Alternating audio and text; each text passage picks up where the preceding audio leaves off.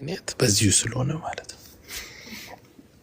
ስለዚህ በኢኮኖሚ መስላችኋል በምን አማራው በቃኛ ለህዝብ ስለሆነ ነው። አሁን አማራው አንድ ነገር ግን ማድረግ ችሏል። ኦኬ አንደኛው ለመጋፈጥ ተነስቷል። ትልቁ ወሳኙ ነገር እሱ ነው። አንድ ደግሞ ዊክነስ አለው። ዊክነሱ ምንድነው? ጠላቱን ለይቶ አልተነሳ። ስላልተነሳ ያም ይጎነትሏል። ያም ለምሳሌ አንድ ሰው ጥይት ተተኮሰብኝ ብሎ ከወጣ ቀጭ ባለበት ቦታ ሁሉ ፊቱን ያዞራል። አሁን አማራ ጠላቱን አልለየም። ጠላቱን ለይቶ ስላልጨረሰ መምታት ይችላል። ማንን መምታት እንዳለበት ግን አያውቅም። ኢቭን ገዳዩ ጋር አብሮ ሊሰለፍ ይችላል። ይሄ ለአማራው አደጋ ሆኗል። ኦኬ ከህዝብ ጋር ነው የምንጣለው፣ ከስርዓት ጋር ነው የምንጣለው፣ ከማጋ እንደምንጣላ እንኳን እስካናቅ ድረስ ማለት ነው። ነገር ግን ይሄ ትውልድ አንድ እድል አግኝቷል። ጠላትን ማንደባለል የሚችልበት አቅም እጁ ላይ ገብቷል። ጠላት የሚገጥመን የኢትዮጵያን መከላከያ ሰራዊት ይዞ ነው። የኢትዮጵያ መከላከያ ሰራዊት ደግሞ የመላው ኢትዮጵያን የአማራውም፣ የትግሬውም፣ የሶማሌውም፣ የአፋሩም፣ የኦሮሞም የሁሉም። እኛ ጠላትን በደንብ ከፍለን ብልጽግና በራሱ ሰራዊት ብቻ እስኪገጥመን ድረስ ፖለቲካ መሰራት አለበት። ኦኬ ያ ማለት ለምሳሌ መከላከያ 200,000 ሰራዊት ቢኖር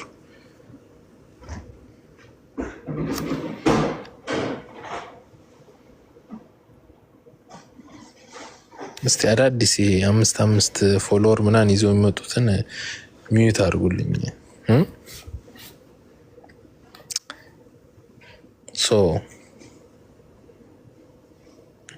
አሉ የአገው ልጆች አሉ።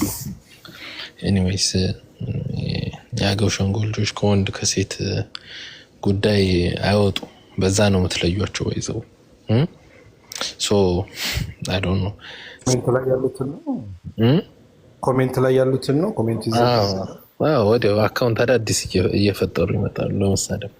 ኤኒዌይስ እንትኑ ስድቡ ደባሪ ስለሆነ ነው እንጂ ሌላ ስድብ መብታችሁ ነው። ባይዘው እኛ እናት ምናምን መሳደብ ባለጌ ስድብ አይፈቀድም።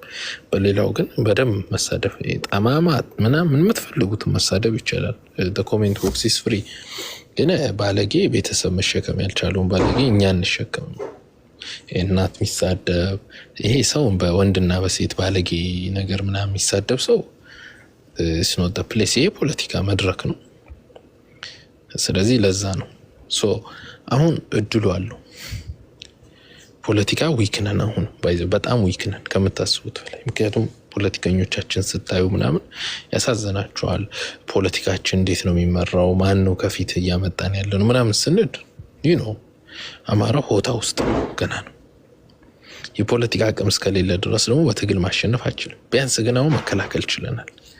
ጠላታችን እስክንለይ መስራት አለብን። ጠላታችን ለይተን የጨረስን ጊዜ ኦኬ ጨዋታው ያልቃል። አሁን ሁሌም ቢሆን ይወላችሁ ለምሳሌ ሰው ሲከፋው ወደ ምን ያህል ወደ አምላኩ ቀና ብሎ ነው የሚያው። በፖለቲካው አልሆን ሲል ፖለቲካዎቹ መስመር ሲስትብ ምን ብለ ነው ቀና ብለ የምታዩ? ማንን ነው? አንድ ሰው ይመልስልኝ። እንደው ዋይልድ ጥያቄ፣ ሰፊ ጥያቄ ነው ማለት ቶሎ የሚገመት አይደለም። እስቲ ንገሩ። ቀና ብለን ማንን እናያለን? ለምሳሌ ሰው ሲከፋው አምላኩን ያለው እግዚአብሔር ነው ወይ አላህን አለ ሆይ ብሎ ይጠይቃል። ድረስልኝ ብሎ ይጠይቃል። ፖለቲካ ውስጥስ የዓለም ፖለቲካ እሱ አንድ ነገር ነው። ፖለቲካ ላይ በቃ ነገሮች መስመር የሳቱ ሲመስለን ምንድን ነው ማንን ነው የምናየው?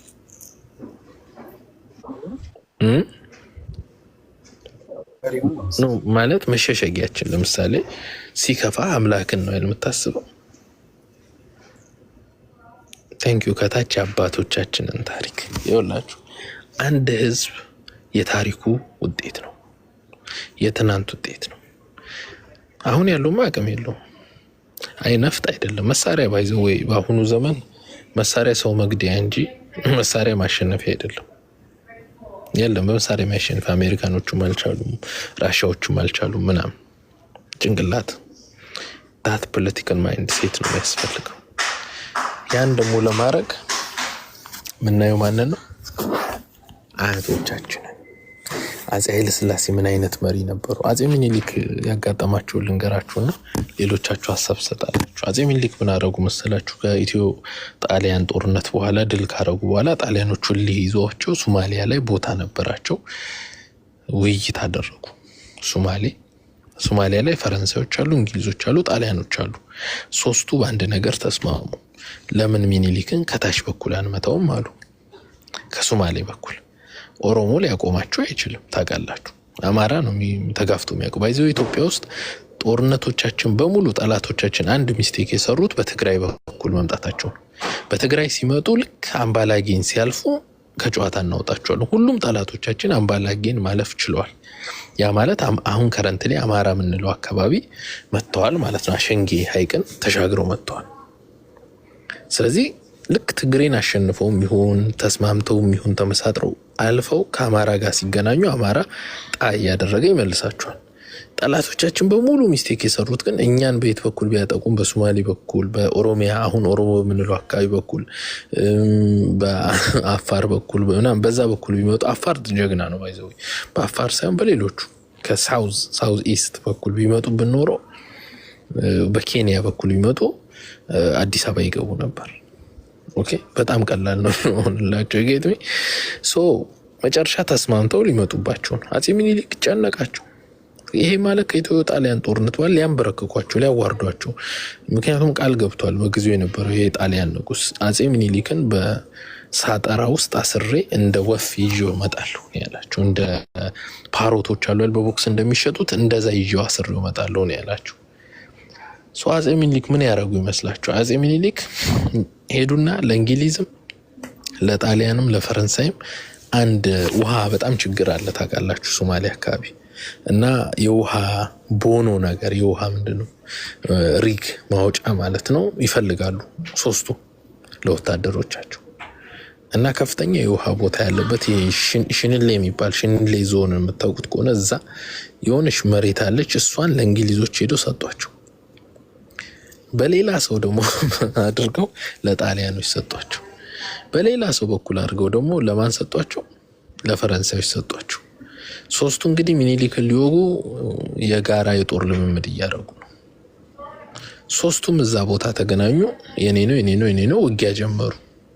አፄ ሚኒሊክ ምን አደረጉ ማለት ነው? ሀገራቸውን አዳኑ ማለት አይቻልም። የውሃ ቦኖ ሰጥተው ማለት ነው ለሶስት ታላላቅ ሀገራት። this is politics። ሁለተኛ ልንገራችሁ፣ ጣሊያን አማራን አልተዋጋም። በኢትዮ ጣሊያን ጦርነት ጣሊያን ቀጥታ ገብቶ ባይዘው የኢትዮጵያ ሰራዊት በጊዜው የነበረው ሚኒሊክ የሚመራው አስመራንም ነፃ ያወጣ ነበር። አስመራ ያልገባበትን ምክንያት በዚሁ ልንገራችሁ። መቀሌ ላይ የጣሊያን ሰራዊት ከአምባላጄ ወይም አምባላጌ ይሸሽና መቀሌ ላይ ምሽግ ይሰራል።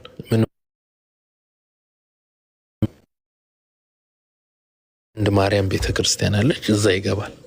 ከዛ ምሽጉን እጥር አድርጎታል።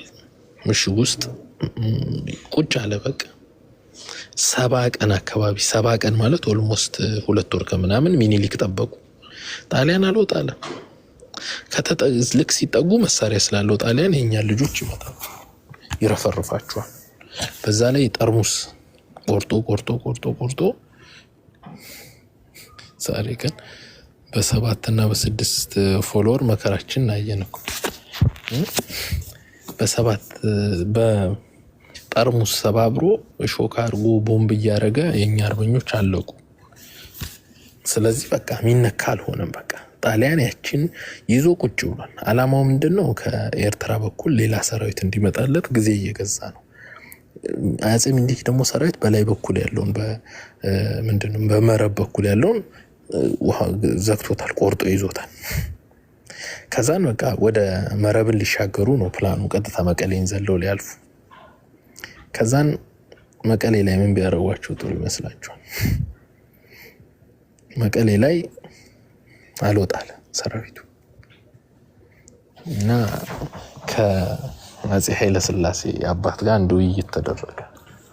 እንዴት አድርገን ነው ራስ መኮንን ማለት ነው ራስ መኮንን ወልደ ሚካኤል ከሳቸው ከራስ መኮንን ወልደ ሚካኤል ጋር ምክክርታ እንዴት እናድርግ? እነዚህ ጣሊያኖች ካልወጡ በረሃብ ማለቃችን ነው። 70 ቀን ሙሉ እነሱን በመጠበቅ ናውጣ በቃ ልመና ሆነ። ኧረ ጣሊያን ናውጣ፣ ኧረ እንግጠም ምናምን አለ። እምቢ 70 ቀን ጀስት እስቲ ኢማጂን እናንተ ልትዋጉ ሄዳችሁ እንዳትነኳቸው ኦልሬዲ ከፍተኛ ባሪኬድ ሰርተዋል።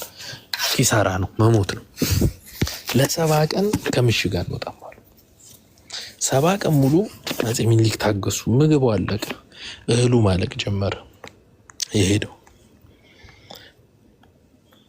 ከዛ በኋላ አፄ ሚኒሊክ እና ራስ መኮንን አንድ ስምምነት ተስማሙ። የአፄ ሚኒሊክ ሰራዊትና የራስ መኮንን ሰራዊት ሲዋጋው አለ እየተታኮሰ ምን እያለ ጥግ ጥግ ይዞ መዋጋት ጀመረ። ኦኬ ጣሊያን ደነገጠ። ሚኒሊክና ራስ መኮንን ውጊያ ጀመሩ። ስለዚህ የሚኒሊክ ጦር እየተከፈለ ነው ማለት ነው አሏቸው። አዎ ከዛ ራስ መኮንን ላኩ መልእክተኛ፣ በቃ እኔ ከሚኒሊክ ተነጥዬ በሆነ ተራራ ላይ ሆኛለሁ። በዚህ አጋጣሚ ስልጣኑን መያዝ ስለምፈልግ ስልጣን መስጠቱን ከሆነ ሚኒሊክን ለሁለት እንውጋው። በቃ የጣሊያኑ ኃይል እርቦታል፣ እዛ ሰልችቶታል። በቃ እንፈራረም ተባለ። ፊርማ ተደረገ። ምን ተባለ? ሚኒሊክን ሊወጉ ራስ መኮንንና በጣም ግን የተሸወዱት ራስ መኮንንና አፄ ሚኒሊክ ማለት የእህትና ወንድም ልጅ ናቸው። ኦኬ ከዛ ነቃ ተስማሙ። የጣሊያን ሰራዊት ወጣ። የራስ መኮንን ሰራዊት ከፊት፣ የጣሊያን ሰራዊት ከኋላ ሆኖ ራስ መኮንን ከፊት እየተዋጋ ሊሄድ። አፄ ሚኒሊክ ኦልሬዲ በድንጋይ በምን ሰው የሚመስል አሰርተው ዝም ብለው የተኩስ ልውውጥ ብቻ እያደረጉ የራስ መኮንን ሰራዊት እየፈረጠጠ የአፄ ሚኒሊክ ካምፕ ውስጥ እየዘለለ በቃ ሲገባ ቀድሞ በቃ ቆራረጡት አፄ ሚኒሊክን። ጣሊያኑ ደግሞ ሁለት ጥቁር አጋድዬ እኔ እበላለሁ ብሎ ከምሽጉ ሰተት ብሎ ሲወጣ የራስ መኮንን ሰራዊት የአፄ ሚኒሊክ ካምፕ ውስጥ ገብቶ ዞሮ የጣሊያን ጦር መታው። በዚህ ምክንያት የጣሊያን ጦር ከመቀሌው ካምፑ ፈረሰ ማለት ነው። 7 ወር ከቆየ በኋላ በዚህ ጥበብ ፈረሰ። ይሄን ያነሳውላችሁ ምንድነው? ይሄ ባይዘው የተጻፈ ነው። እኔ የጻፍኩት ጣሊያኖች ነው የጻፉት። የጣሊያን ጸሐፊ ነው የጻፈው። ማንበብ ትችላላችሁ። ሰው ለወርተ ፕሌስ አያቶቻችን እንደዚህ ስማርት ከሆኑ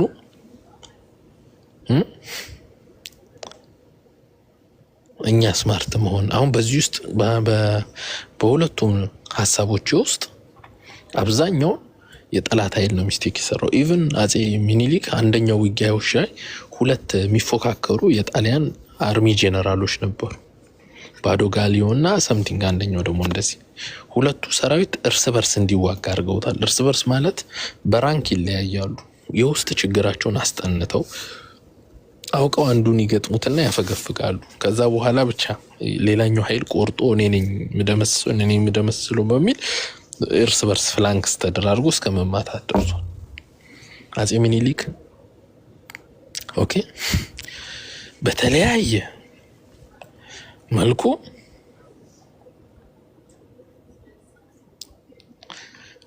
ስራ የሰሩ ሰው ናቸው እና እኛ ወደ እነሱ ነው መመልከት ያለብን ምላችሁ ለዚህ እኛ እንደነሱ ማሰብ መጀመር አለብን። እንደነሱ ማሰብ እስካልቻለን ድረስ ጠላቶቻችንን ማሸነፍ አንችልም። ቢኮዝ ጠላት በጥይት አይደለም የሚሞተው፣ በሐሳብ ነው የሚሞተው። የተሻለ ሐሳብ ከያዝ ከጨዋታ ታወጣዋል። ስለዚህ በዚህ ሰዓትም አሁን ላይ ይሄን ነው ማሰብ ያለብን ማለት ነው። ይሄን አስበን ነው መንቀሳቀስ ያለብን። ኦኬ ጠላቶቻችን ማን ናቸው ብሎ መደርደር።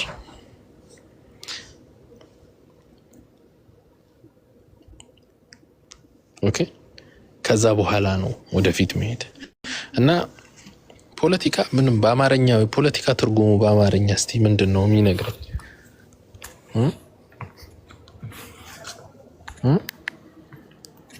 ፖለቲካ ትርጉሙ ምንድነው በአማርኛ?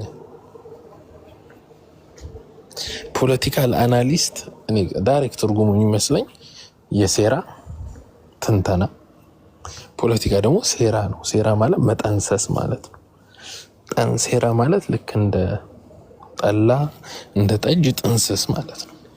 ጥንስሱ ወይ የሚያሰክር ይሆናል ወይ የሚያስደስት ይሆናል ወይ የሚገል ይሆናል፣ መርዝ ይሆናል። ሶስቱንም መስራት የሚችል ሰው ጥሩ ፖለቲከኛ ነው። ፖለቲካ ከዚህ ውጭ አይደለም። ፖለቲካ ማለት የህዝብህን ፍላጎት ያለ ጥይት ማሳካት ስትችል። አንዳንዴ ያው ዝም ብሎ ፋራ ከሆነ ጠላት ጥይት ይዞብህ ይመጣል። ትንሽ ጥይት ብዙ ፖለቲካ አድርገህ ፋራውን እርስ በርሱ ልታባላው ትችላለህ። ኦኬ ሴራ ጎንጓኝ ፖለቲካል አክተር፣ ሴራ ተንታኝ ፖለቲካል አናሊስት ነው። ስለዚህ በዚህ መልክ ነው ማሸነፍ የሚቻለው። አሁን ላይ በደንብ ጠላትን መጀመሪያ ማወቅ ኦኬ እንጂ ሀዘናቸውን ብዙ ነው። አሁን የምታዩት አንድ ማህበረሰብ የመጨረሻ ሽንፈቱ በሴቶች ውስጥ ይገለጻል። ሴቶች መከራ ውስጥ እያለፉ ከሆነ ተሸንፈናል ማለት ነው። ኦኬ በሚያሳዝን ሁኔታ ኢትዮጵያ ውስጥ እኛ ከፍ ያለ ሞራል አለን። በጠላቶቻችን ልክ ጨካኞች አይደለም። ይህን ጠላቶቻችን ጠንቅቀው አውቀዋል። የዋህ እንደሆኑ ማለት ይሄ ጽንፈኝነት የለንም፣ መራሪን አኒማሊክ ቢሄቪየር የለንም። 3000 ዓመት ሙሉ አማኝነን። ክርስትናም ከመምጣቱ በፊት ኦሪታውያንን፣ ክርስትናም ከመጣ በኋላ ክርስቲያንን፣ እስልምናም ከመጣ በኋላ ሙስሊም ነን። ስለዚህ በእምነት የታነጸ ስብዕና ስላለን ያውቁታል። እነሱ እንስሳ ሆነው ነው አብረው እየኖሩ ያሉት። ኦኬ ሶ ከእንስሳ ጋር እንዴት ዲል ታደርጋለህ ነው። እንስሳም በሁለት መንገድ ታሸንፏል። አንድ ትገራውና እላዩ ላይ ትቀመጣለህ፣ አዝሎ ይሄዳል። ልክ እንደ በግ፣ እንደ አህያ፣ እንደ ፈረስ ይሸከማል። ኦኬ አንደኛው እሱ ነው፣ መግራት ነው። ሁለተኛው ደግሞ ምን ማድረግ ነው? ቦክስ ውስጥ ማስቀመጥ ነው፣ በረት ውስጥ ማድረግ ነው። ሲጮህ ያድራል፣ ምንም ማድረግ አይችልም። ኦኬ ከበረት እንዳይወጣ ደግሞ ተኩላ ማስቀመጥ ነው። ተኩላ ከከበበው የግዴታ ከበረት አይወጣም። ከበረት እስካልወጣ ድረስ አይረብሽም፣ አርፈህ ትቀመጣለህ ማለት ነው። ስለዚህ ፖለቲካ እንደዚህ ታስቦ ካልኩሌት ተደርጎ በደንብ ታስቦ ነው። አሁን ቅድም ያነሳሁት የኦርቶዶክስ ላይ የሚሰራው ደባ የነካንበት ምክንያት የሚገባው ይገባዋል፣ መቼም የሚያውቅ ያውቃል አይደል? መንግስትም ብልጥ ነው፣ ፖለቲከኛ ነው። እኛም ፖለቲካ ውስጥ ነን ያለ ነው። መንግስት ኦርቶዶክስን በእጁ ለማስገባት ከፍተኛ ፋይናንስ ያላት ኢንስቲትዩሽን ናት። ህዝብ ስሩ አለ፣ እሷን ለመያዝ ነው የመጣው። እኛ ደግሞ አንሰጥህም ነው። ኦኬ ሲመጣ ግን መንግስት ብልጥ ነው፣ እኛን በመሰለ ሰው ነው የመጣው። ሰው ልትጣላ ስትል እርስ በርስ ነው የምትጣላው። እንዴ እኔ እንድመራ አትፈልግም ምናምን የሚለው የአማራ ሰው ሊያመጣብህ ይችላል። ያን ካልኩሌት አድርጎ ማሸነፍ ነው። እና ለወደፊትም ቢሆን አብይን እንደ ጦረኛ ብቻ አትዩት። እንደ ጦረኛ ያያችሁት ቀን እንሸነፋለን። አብይን ሁሌም አብይ ምንድን ነው ስራው? ነገሩኝ እስቲ። አብይ ወታደር ነው እንዴ? እስቲ የሚነግረኝ። አብይ እኮ ፖለቲከኛ ነው ታውቃላችሁ። አብይ እንደ ፖለቲከኛ ነው። ፓርላማ ውስጥ የሚናገረው ንግግር ኤቭሪቲንግ ምንድን ነው? ፖለቲከኛ ሰው ነው የሚናገረው፣ እንደ ፖለቲካ ነው የሚናገረው። ፖለቲከኛን ስትሰሙት አትፌስ ባሉ አትቀበሉት። እኔ ለምሳሌ ኢትዮጵያ ውስጥ ያለ ፓርላማ ውስጥ አስቀምጠኝ ተናገር ብትሉኝ እውነት ነው ማወር? እስቲ ንገሩ።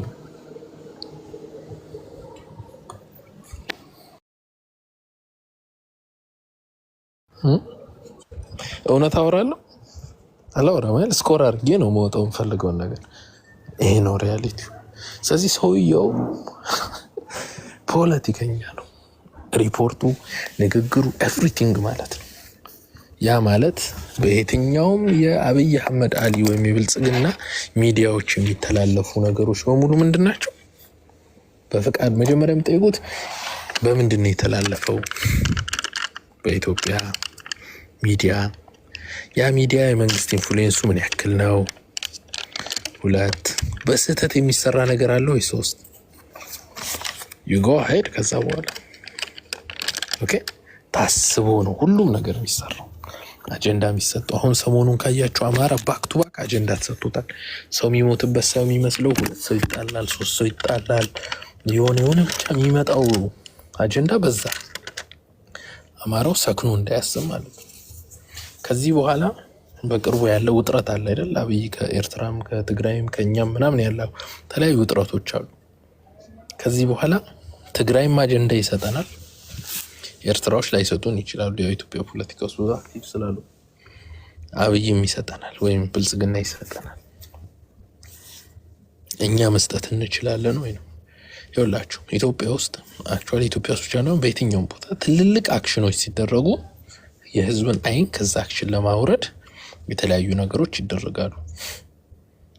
ኦኬ ሶ ከዚህ በኋላ መንግስት ባክ ቱ ባክ አንዱን አጀንዳ ጨርስ እንደ አንዱን አጀንዳ ጨርስና አንዱ ላይ እያደረገ ይሄዳል።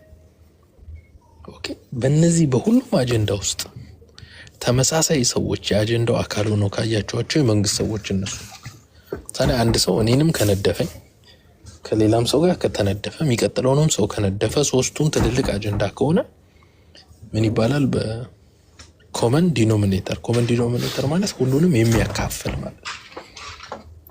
በሁሉም ነገር ላይ የተገኘ አጀንዳ አካል ካለ ያ ሰው እኛ ደረጃጀት ምንድነው ማለት ነው? የመንግስት አካል ነው። መንግስት ማስፈጸም የፈለገው ትልቅ ነገር አለ ማለት ነው። ኦኬ መንቃት ያስፈልጋል። ቢኮዝ እኛ ሁለተኛ እድል ያለን ህዝቦች አይደለም። ሊትራሪ ወላችሁ እናቱ ገበያ ሄደችበትና የሞተችበት እኩል ያለቅሳል ይባላል። አማራ እናቱ የሞተችበት ህዝብ ነው።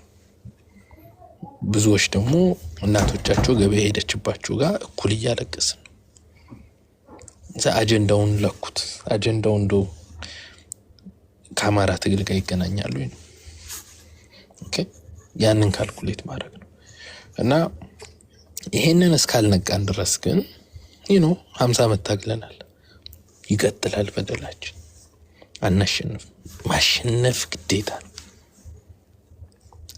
በድለኛውን ደግሞ በኢትዮጵያ ታሪክ በጣም ቀላሉ ኃይል እጃችን ገብቷል። ፖለቲካ በጣም የሚችል መሳሪያ ግን መተኮስ የማይችል ኃይል እጃችን ገብቷል። መንግስቱ ኃይለማርያም ጦርነት በጣም ጎበዝ ነው። ፖለቲካ በመጠኑ ይችላል። ኢትዮጵያ ይላል። ያው ፖለቲካው ሌላ ሆኖ በኢትዮጵያ ስም ይቀልዳል፣ ይጫወታል። ያሁኑ ደግሞ የብሔር ካርድን በደንብ መጫወት የሚችል ነው ያሁኑ መንግስት። ባይዘው እንዳትንቁት። አብይ ሞኝ ሊመስላችሁ ይችላል። አብይ ምን አይነት ሰው መሰላችሁ? እንቅልፉን ተኝቶ ግን አይኑን ዝግት አድርጎ የተኛ ይመስል ቀረብ ስትላጥ የሚያደርግ አይነት እንደ ወጥመድ ባህሪ ያለው ግለሰብ ነው። ወጥመድ ይዞ ነው የሚጫወተው። በጣም ከባድ ነው። ኦኬ አሁን አብይ ስትሉት በቃ ሌዚ ነው የሚመስላችሁ፣ የምታሸንፉት ነው የሚመስላችሁ። ጅል ነው ምናምን። የስ ጅል ነው የሚካድ አይደለም። ይሄ ውሃ ምናምን ሲያጠጣ ምናምን ተዋለ ኢሞሽን በጣም የሚይዘው ሰው ነው። እንደው የወጣት ባህሪ ያለው ብርቁ ነው። መኪና ብርቁ ነው። ምኑ ሳሩ ብርቁ ነው። ቅጠሉ ብርቁ ነው። ውጭ ሀገር ያየውን ኢትዮጵያ ማድረግ ይፈልጋል። በትስቲል ለጠላቱ ግን ይተኛ አይደለም። ጠላቱን ሁልጊዜም እንቅልፍ የሚኖረው አይመስለኝም። ሁሌም ያስባል እንዴት እንደሚያጠቃ ስትራቴጂስ ሲያደርግ ነው የሚጠብቀው። ያ ማለት ተዘናግቷል ብለህ ስትሄድ ቅርጭም አድርጎ ይበልሃል ማለት ነው። ያ ማለት 8 10 15 ወጥመድ ሰርቶብ ነው። ኦኬ ወጥመድ ሰርቶ የሚጠብቅህን ሰው እንዴት ታሸንፈዋለህ? ወደሱ አይደለም አንተ የምትሄደው። ወጥመድ ሰርቶ ለምሳሌ የሆነ ምን ልበላችሁ እስቲ፣ ለምሳሌ አንድ ሰው አንድ ከተማ ነገሩ ደስ ያላችሁን ከተማ ራንደም ከተማ ናዝሬት፣ ወደ ናዝሬት መግቢያ ላይ ወጥመድ ሰርቶ አንድ ሰው ከጠበቀ ወደ ናዝሬት ከሄድክ ምን ትሆናለህ? ወጥመድ ትገባለህ። ወጥመድ የሰራብህን ሰው ወጥመድ ላለመግባት እሱንም መምታት ከፈለክ ምንድነው የምታደርገው? ከወጥመዱ ካለበት አካባቢ ወደ አንተ እንዲመጣ ማድረግ ነው። ኦኬ ይሄ ራሱ ፖለቲካ ነው። የብልጽግና ፖለቲካ ወደኛ ቤትኛ ወደ ሰራነው ወጥመድ ከቤቱ ጥሎ እንዲመጣ ማድረግ መቻል አለበት። ወጥመዶቹ የሱ አጀንዳዎች ናቸው። አሁን ባለፈው የምታስታውሱ ከሆነ ህፃን ሄቨን መንግስት ወጥመድ አዘጋጅቶ 1 ዓመት የፈጀ ኬዝ ነው ምናምን ሰርቶት ነው የመጣው። ሲመጣ 2 ነገር ይዞ መጣ። አንደኛው የደፈረው ልጅ እኮ በመድፈር የመጨረሻው ህግ ተፈርዶበታል 22 ዓመት እና ኢትዮጵያ ውስጥ 22 ዓመት ሰው ከተፈረደበት ብዙ ነው። በዛ ላይ ጽኑ ነው። ይሄ ማቅለያ ምናምን የሌለው ይሄ የሚነግረው ነገር የራሱ ኦኬ። ከዛ ምን አደረጉ? በጣም ስማርት ስለሆኑ ምንድነው ያደረጉት? ደፋሪ የተባለው ልጅ 50 ፎቶ ይኖረው። ከዛ ውስጥ ግን ምን አደረጉ? የባህር ዳር ከተማ ያለበትን አደረጉ። ልጅቷ ደግሞ ቅማንት ነች፣ ጎንደሬ እንድትል አደረጓት። ስለዚህ ጨዋታው ምን ሆነ ማለት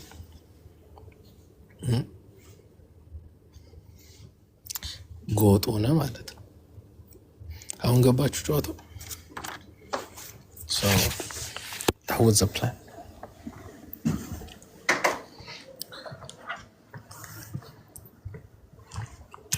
ኦኬ ሶ እዚህ ውስጥ ማን ነው ይሄ ወጥመድ? የብልጽግና ወጥመድ ነው። ማን ተንቀሽቅሾ ገባ እዚህ ውስጥ?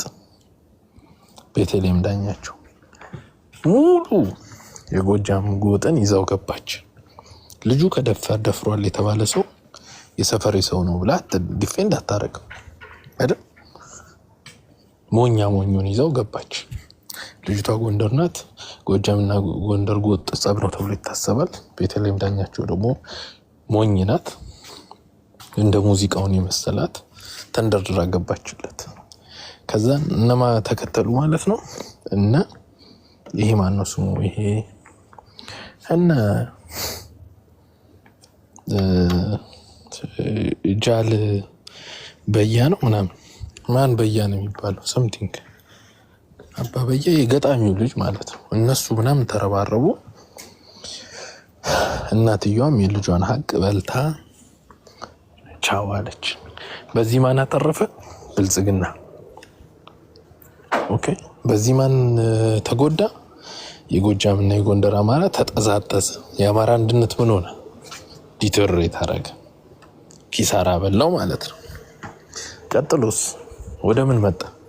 ሙስሊም ክርስቲያን ማን መጣ? እፎይ። አሁን በኦሮሞ ሙስሊም ክርስቲያኑ አክራሪ አይደለም ማለት ጠንካራ አይደለም። ቢኮዝ በቅርቡ ነው እስልምናንም ክርስትናንም የወሰዱት። የዛሬ 150 ዓመት ነው ማክሲመም ክርስትናም ከተቀበሉ እስልምና ዋቄፈና ነበር እነሱ የሚጠቀሙት። ሶ ማቹር ያረጋ እምነት የላቸውም። ስለዚህ እነሱ በሙስሊም በክርስቲያን ያዋጋቸው ነገር የለም። እንደውም ኦነግ ከዚህ በፊት ሶማሊያ ላይ በሙስሊምና በክርስቲያን ሊጣላ ሲል ትንሽ የአርሲዎቹ ጽንፈኛ ናቸው። ሊጣሉ ሲሉ ቦታ ራሱ በዓል ላላቸው አይኛ እንገዳደልም አንድነን ብለው ሶማሌዎችን እንትን ብሏቸዋል። ሶ ይቺ አጀንዳ የት ነው የምትፈነዳው? አማራ ጋር ነው። እዚህ ውስጥ አማራው ደጋፊም ሆኖ መግባት የለበትም። በጉዳዩ በተቻለ መጠን ከዚህ መራቅ ነው ያለበት። ይህን ጉዳይ አንደርማይን ማድረግ ነው ያለበት።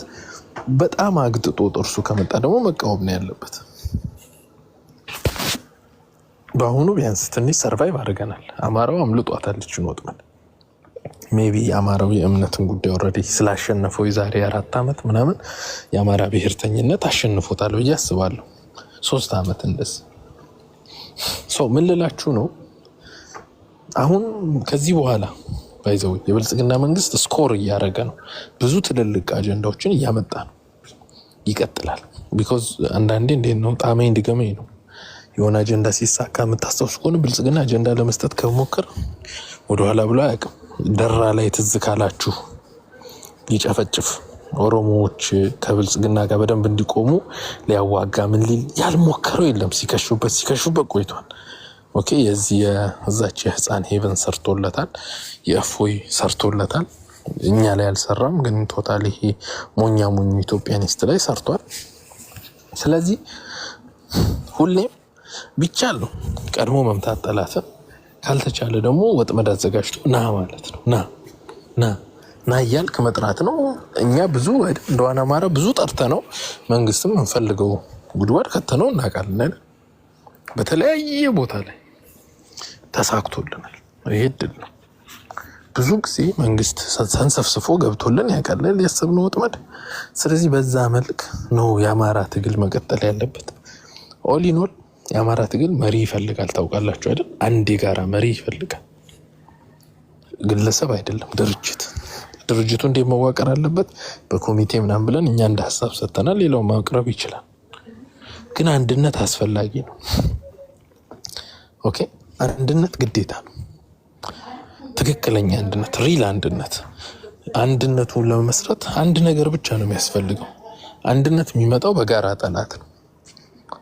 በሌላ መበሩ ጉዳይ በፖለቲካ አንድነት የለም። ባይዘው እኔ እንዲሆንም አማራ ተመሳሳይ ፖለቲካ ሀሳብ እንዲኖረንም አንፈልግ። መጥፎ ነው፣ ኪሳራ ስላለው። አሁን ቲፒኤልኤፍ ከስሯል። አንድ የፖለቲካ አስተሳሰብ ነው ያለው። እሱ ፌል ሲያደርግ አብሮ ፌል ያደርጉ። ስለዚህ የፖለቲካው ብዙ ብዙ አይነት ፖለቲካ ቢኖር ችግር የለው። በጠላት ግን አንድ መሆን አለብን። አማራ አሁን ትግራይ እድለኛ ነው። ጠላቷ ከክልሏ ውጭ ነው ያለው። አሁን ያው ውስጥም መጥቶባታል። ኦሮሞ እድለኛ ነው። ጠላቱ ከውጭ ነው ያለው። እኛ ግን ጠላታችን ከውስጥ ነው። እዚህ ውስጥ 293 ሰው አለ። 200 አማራ ሊሆን ይችላል። ከ200 አማራ 150 አማራ ነው፣ 50 ብአዴን ነው። እኔ ብአዴን እንደ አማራ ስለማለው ግን ውስጣችን ነው። ማንም እዚህ ውስጥ እኔ ብአዴን ብሎ የመጣ ሰው እስከሌለ ድረስ፣ ብአዴን ደግሞ አባል እስካለው ድረስ የአማራ ትግል ውስጥ ብአዴን ስግስግ ብሎ ተቀምጧል። ብዙ ጊዜ ከኛ ጋር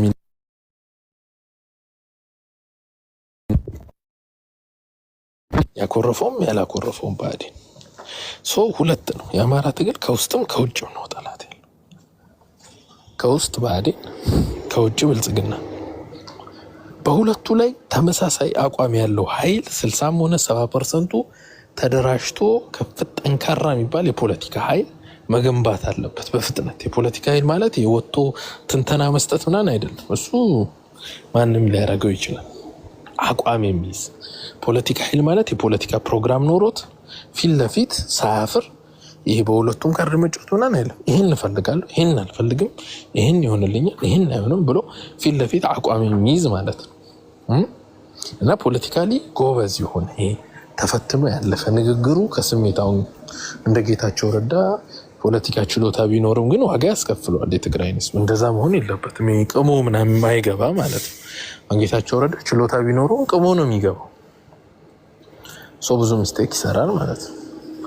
ያስፈልጋል። ወደዚህ ፑሽ ማድረግ አለብን። የአንድነት ይምጣ አይደለም።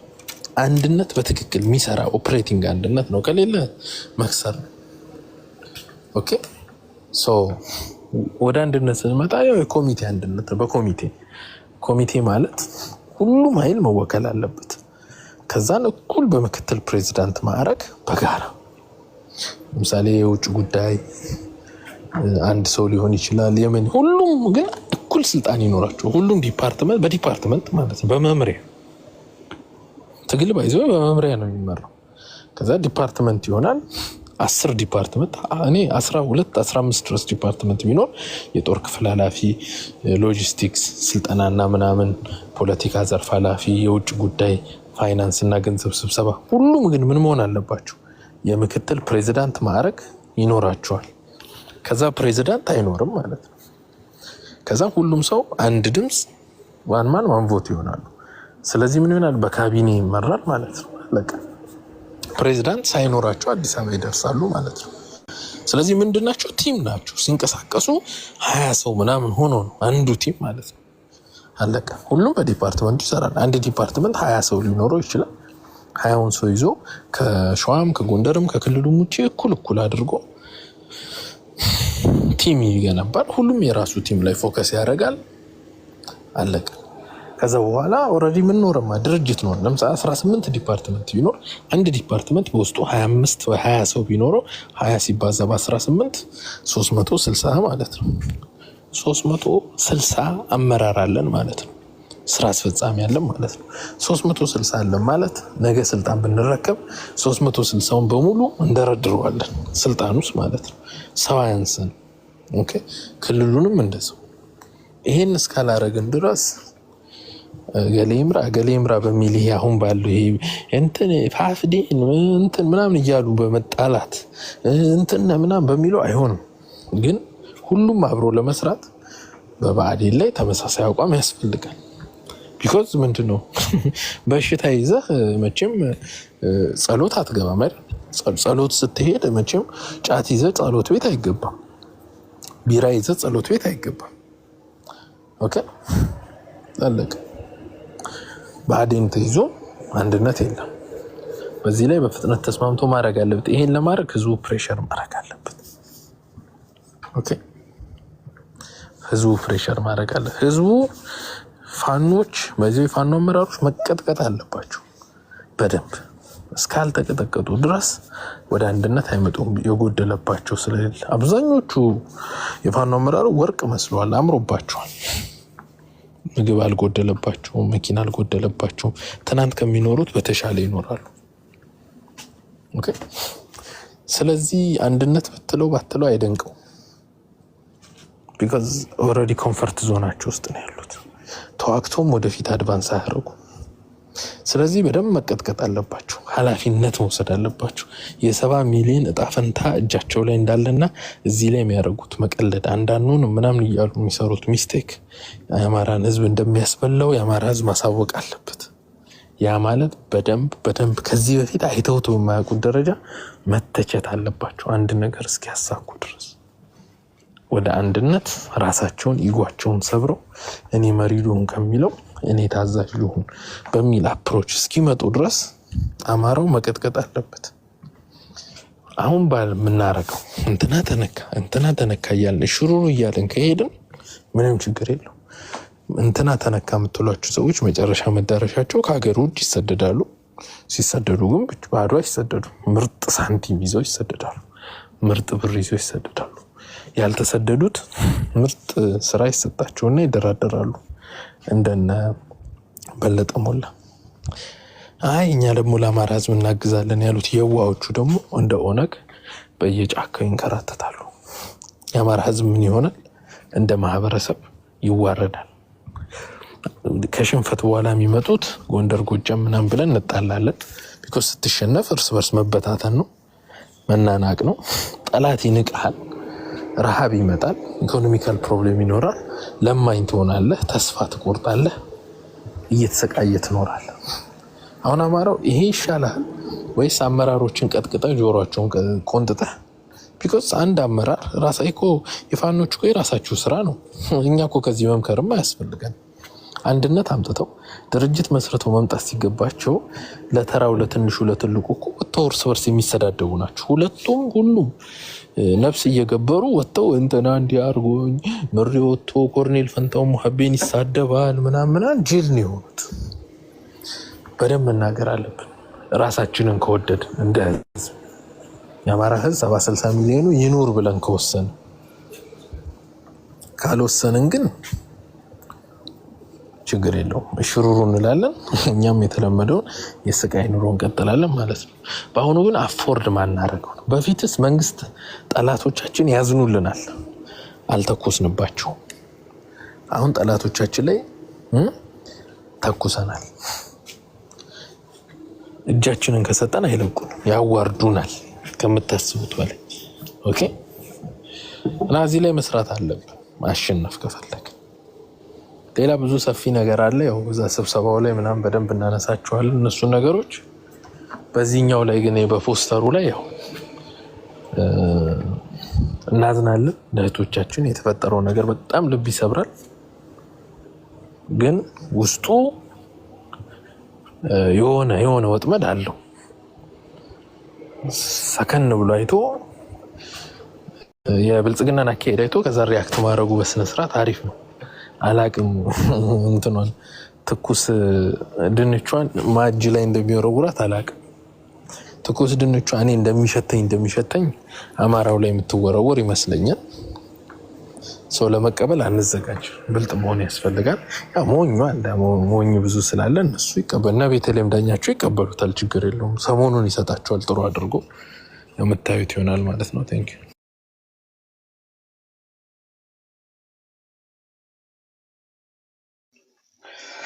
እናመሰግናለን ወንድሜ አኪላ፣ አመሰግናለሁ ከልብ። እስኪ ሌላ አማራዊ እስካሁን ድረስ አለና ወንድማችን ቀጥል።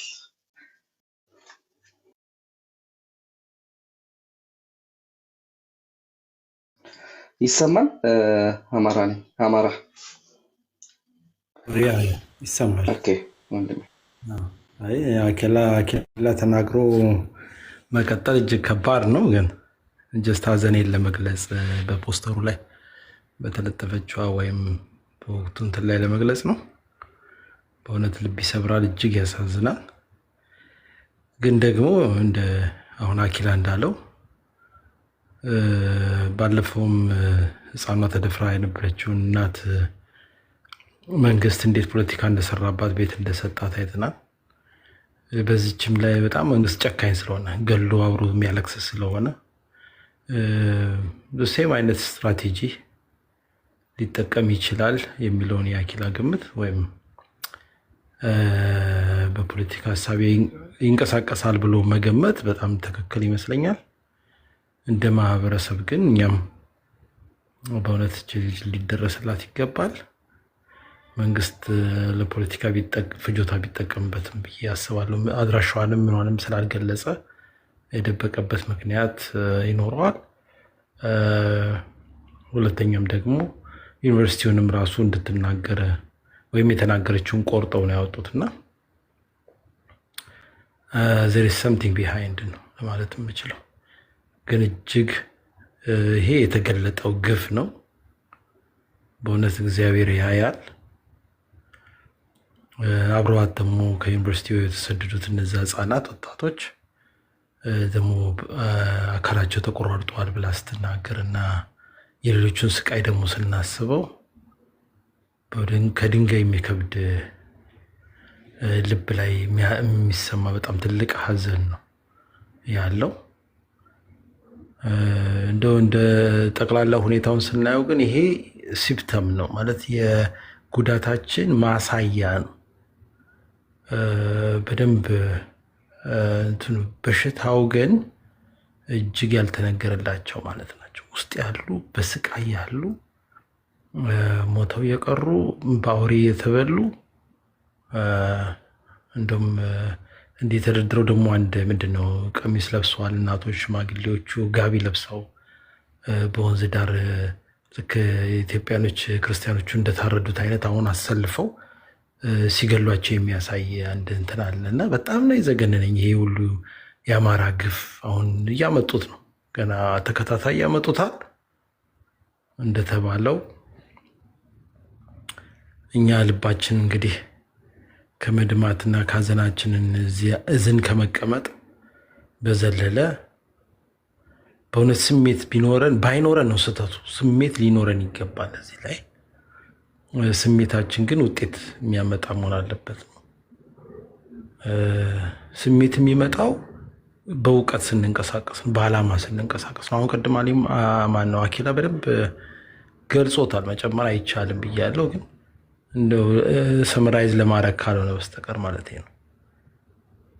እያንዳንዳችን ትግሉ ተጠልፏል ብዬ የማስበው እነዚህ ብዙሃኑ 60 ሚሊዮኑ ህዝብ እንደዚህ የተጎዱ እህት ወንድም ያላቸው አባት ወንድሞቻቸውን ያጡ ወይም በፋኖነት ተዋግተው ጥሩ መሪ አግኝተናል ብለው የወጡ በጣም ብዙ ናቸው። እነሱ የመሪነቱን ቦታ መያዝ አለባቸው። ከክልልም ውጭ ሆኑ ከየትም ውጭ ሆኑ ተጎድተው በዚህ ጉዳት ለአማራነት ህይወታቸውን አሳልፈው የመጡት ሰዎች እነዚህ ትግሉን ያቆሙትን ሰዎች በሆነ መንገድ ከትግሉ መስመር ማስወጣትና ትግሉ ግን ፈርምሊ መቀጠል አለበት። የአባቶቻችን ብሂል ሊታወሰድ ይገባል። እሾህም በሾህ ነው። የአማራ ተረት ነው። እዛም ቤት እሳት አለ ብሎ እኮ ነው ጸጥ ያደረጉት እኮ ልጃቸው እንዳይቃጠል። ይሄ ልጅ ደግሞ የማን ነው ብለህ እሳት ውስጥ ለከተው ስትታይ እዛ ቤት እሳት አለ። ይሄ እኮ ሳይኮሎጂ እኮ ይሄ እኮ ነው የፖለቲካ ማለት። we need to do that አንድ አማራ ሳውዲ አረቢያ ሲያዝ አስቁመዋል ነው። ባላንስ መፍጠር ግዴታ አለብን። እናግት እንድፈር አይደለም የኔ አባባል፣ ወይም ደግሞ ጭካኔውን ልክ አይደለም የምንናገረው። ግን የመጡትን ጠላት ማንነት ማወቅ እንድንመር ያደርገናል። እንዴት? ለምሳሌ እንደው ትንሽ ልጨምርና ልውረድ ብዙ ስለተባለ የአማራ እንግዲህ ጠላቱን ማወቅ አለበት ተብሏል። ጠላቱን ሲያውቀው ነው እንግዲህ መጀመሪያ ዓላማ ያስፈልገዋል። ከዛ ጠላቱን ማወቅ የሚባለው የአማራ ብአዴን ወይም ብልጽግና በዛ ክልል ውስጥ ያለውን ለይቶ ማወቅ አለበት። ምን ማለት ነው የአማራ ብአዴን ወይም ብልጽግና ማለት? አገውና ቀማንት ማለት ነው ባጭሩ። ወይም ሌሎች አማራ ነን ብለው እንደ በረከት ስምኦን አይነት አናሳ ብሔር ብሔረሰቦች ማለት ነው። እንዴት ይዋላል ይታደራል? እንዲህ አይነት ግፍ እየተሰራ የህዝብ አመፃውን ካልመጣ መቼ ሊመጣ ነው? አትሊስት በክልሉ ምንም ይሄ ሂሳብ አይፈልግም እኮ ጀስት እንደ ጎርፍ መውጣት መቻል አለበት። ስለዚህ ሪያክት የምናደርግበትን ነገር ወይም ደግሞ ጠላታችንን ማን መሆኑን ማወቅ ያስፈልጋል። ራስን ሳያጸዱ ሌላውን ማጽዳት አይቻልም። ሌላው አሁንም በውስጣችን ሆነው እዛው በክልል ውስጥ ሆነው ህወሓት ያሰማይ ነው የሞተች ናት ህወሓት። ግን ህወሓት ስል ትግሬ እያልን አይደለም። ስለ ህወሓት ስናወራ ኦነግ ስንል ስለ ኦሮሞ እያወራው አይደለም። ግን በክልል ውስጥ ሆነ የስለላ ስራ የሚሰሩ አሁንም በዚህ ድርጅቱ እንዳለ መንግስት እንዳለ አክት የሚያደርጉ በኢንፎርሜሽን በማቀበል የሚሰሩ ሲነኩ ደግሞ የትግራይ ህዝብ ተመታ ብለው በትግራይ ውስጥ የሚደበቁ ወይም በኦሮሞ ውስጥ የሚደበቁ በጣም ከ500 እኮ ያላነሱ በየስልጣኑ እንኳን እርከን ብንሄድ ያለው ይሄ ቅማንት አገው ምናምን የምንለውን ላይ እንደ ማሰም መጨከን አለብን ነው። በዚህ መከራ ውስጥ ያላለፈ ሰው ይህን ሊናገረው ሊያልፈው አይችልም። የጠላታችንን አውሬነት ምንም ሳይገሉ የዛሬ 200 ዓመት የተደረገ ታሪክ ነው ብሎ እንደዚህ እነዚህን ሰዎች ገዳዮቻችን እንደዚህ ያስጨከናቸው እኛ እዚሁ ቅርባችን እያየ እንዴት ነው ማንጨክነው? ትግሉ ጭከና ስለሚፈልግ ማለት ነው። አለዛ ግን ብለን እንደዚህ ቁዘማና ቁጭ ብለን ኢንጆይ እያደረግነው ከሆነ በጣም ስህተት ነው። ይቅርታ ስለቃሉ we need to do something. አንድ ነገር መሰራት አለበት ነው። እኛ ውጭ ስላልሆንን አይደለም የምናወራው። የት እንዳለን የሚያውቀው እሱ ስለሆነ ትግሉ ተጠልፏል። ትግሉ ኦልሬዲ ፓራላይዝ ለማድረግ እየተሰራበት ነው። ግን አግሬሲቭሊ መነሳት እና መመከት መቻል አለበት።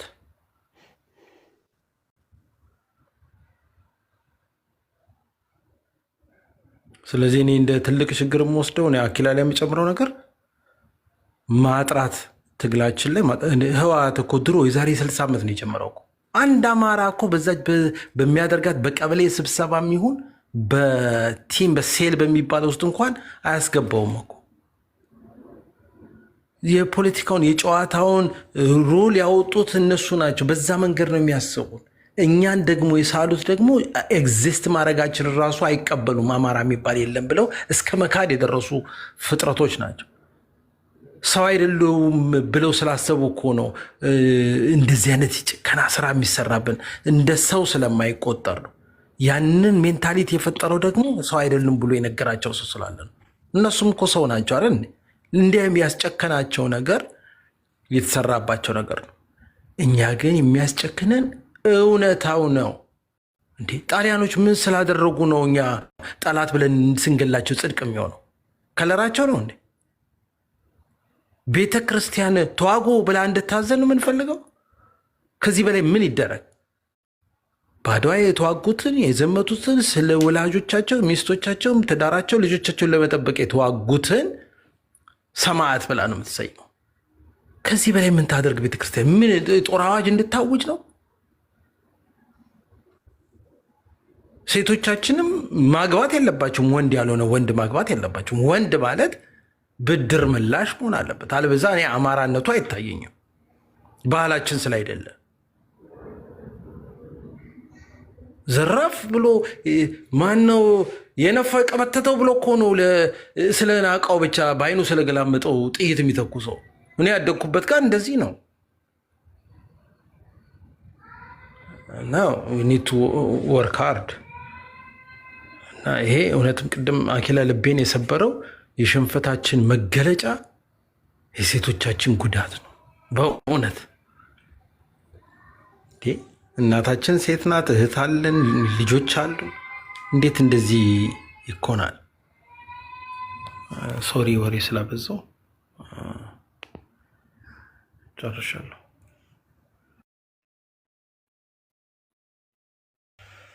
ኦኬ አንድ አማራ አመሰግናለሁ ወንድሜ፣ ከልብ ነው የማመሰግነው።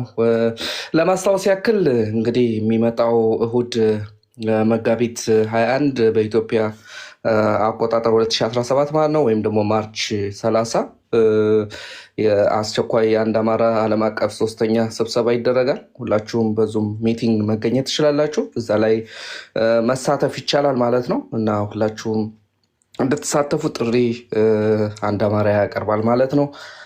ቀጣይ ሌላ ሀሳብ ያለው መቀጠል ይችላል ለማለት ነው። አማኑ የሚሰማ ከሆነ ያው እዚህ ማይወሩ ቀጠናዊ እንቅስቃሴዎች አሉ ማለት ሌላ ኃይሎች አሉ። እንግዲህ ነገሩ ሰፋ ያለ ነው የሚሆነው። የአሁኑ ዌቢናር ካያችሁት ያው እንትኑ አለ፣ ፓስወርዱ አለ ምናምን ዊል ትራይ ቱ ስክሪን ሌላ ማለት ቢያንስ ከአማራው ውጭ ሌላ ሰው ገብቶ እንዳይሰማ ጥረት እናደርጋለን። ይሻላል። አሁን ቲክቶክ ኢዝ አን ኦፕን ሶርስ ማንም ነው የሚገባው። ያኛው ትንሽ ሻል ይላል። እዛ ላይ የግዴታ እዚህ መወያየት ማንችላቸው እዛ መወያየት ያለብን ነገሮች አሉ። ኦኬ ምክንያቱም እድል እጃችን መጥቷል። ተወደደም ተጠላም እድል እጃችን ገብቷል። ይሄን እድል ደግሞ መጠቀም አለብን። ኦኬ ይኸውላችሁ በታሪክ አጋጣሚ ቅድም የአፄ ምኒልክን ሆን ብዬ ነው ያነሳሁት። ጠላቶች ሁሉም ጠላቶቻችን አንድ ጅረት ላይ እኩል እንዲፈሱ ማድረግ እንችላለን። እና እንግዲህ ምንድነው ወራጅ ኃይለኛ ወራጅ ውሃ ሲገናኝ ምን ይጋጫል አይደል? አንዱ በአንዱ ላይ ዘሎ ማለፍ ነው የሚፈልገው አይደል? በፊዚክስ ህግ ምን ይባላል? ኒውትራላይዝ ይደራረጋል ይባላል። ለምሳሌ አንዱ ከደቡብ አንዱ ከሰሜን መጥቶ ውሃው ከመጥቶ ቢጋጭ ምን ይሆናል? ኃይሉ ይቀንሳል አይደል? እናደርገዋለን። ከዛ በኋላ መገደብ ይቻላል። አሁን አባይ ግድብ ሲሰራ ምንድነው የተደረገው መሰላችሁ? መጀመሪያ ቁልቁለት አወረዱት። ከዛ በኋላ ዳገታማ ቦታ ላይ ሰበሰቡት ማለት ነው። ውሃው መሄድ አቃተው። እዛ ጋር ምን ሆነ ማለት ነው? ሪዘርቭ ተደረገ። ሪዘርቭ ሲደረግ የአካባቢ ምን ይባላል? ሪዘርቮየር ይባላል ማለት ነው። ስለዚህ ምን አደረጉት? ውሃው መጀመሪያ አሮጡት። ከዛን ተራራ አድርገው ጠበቁት። ተራራው ጋር ሲደርስ መሄጃ ስለሌለው ከዳገትም ስለሆነ እዛ ጋር ሄዶ ተቀመጠ። አሁን ጠላቶቻችን የምናሮጣቸው ጊዜ ደርሷል። እጃችን ላይ እድሎች አሉ። ምን ስባቸው ባይዘው አማራ ፖለቲካሊ አንድ ካርድ አልሳበም። ቢኮዝ አማራ ምንድን ነበር እስከው የሚለው በነፍጡ ነው። እኛም ያው ፖለቲካ ይሻላል ምናምን ማለት እንችል ነበር፣ ግን ሁሌ ምን እያለን ነበር?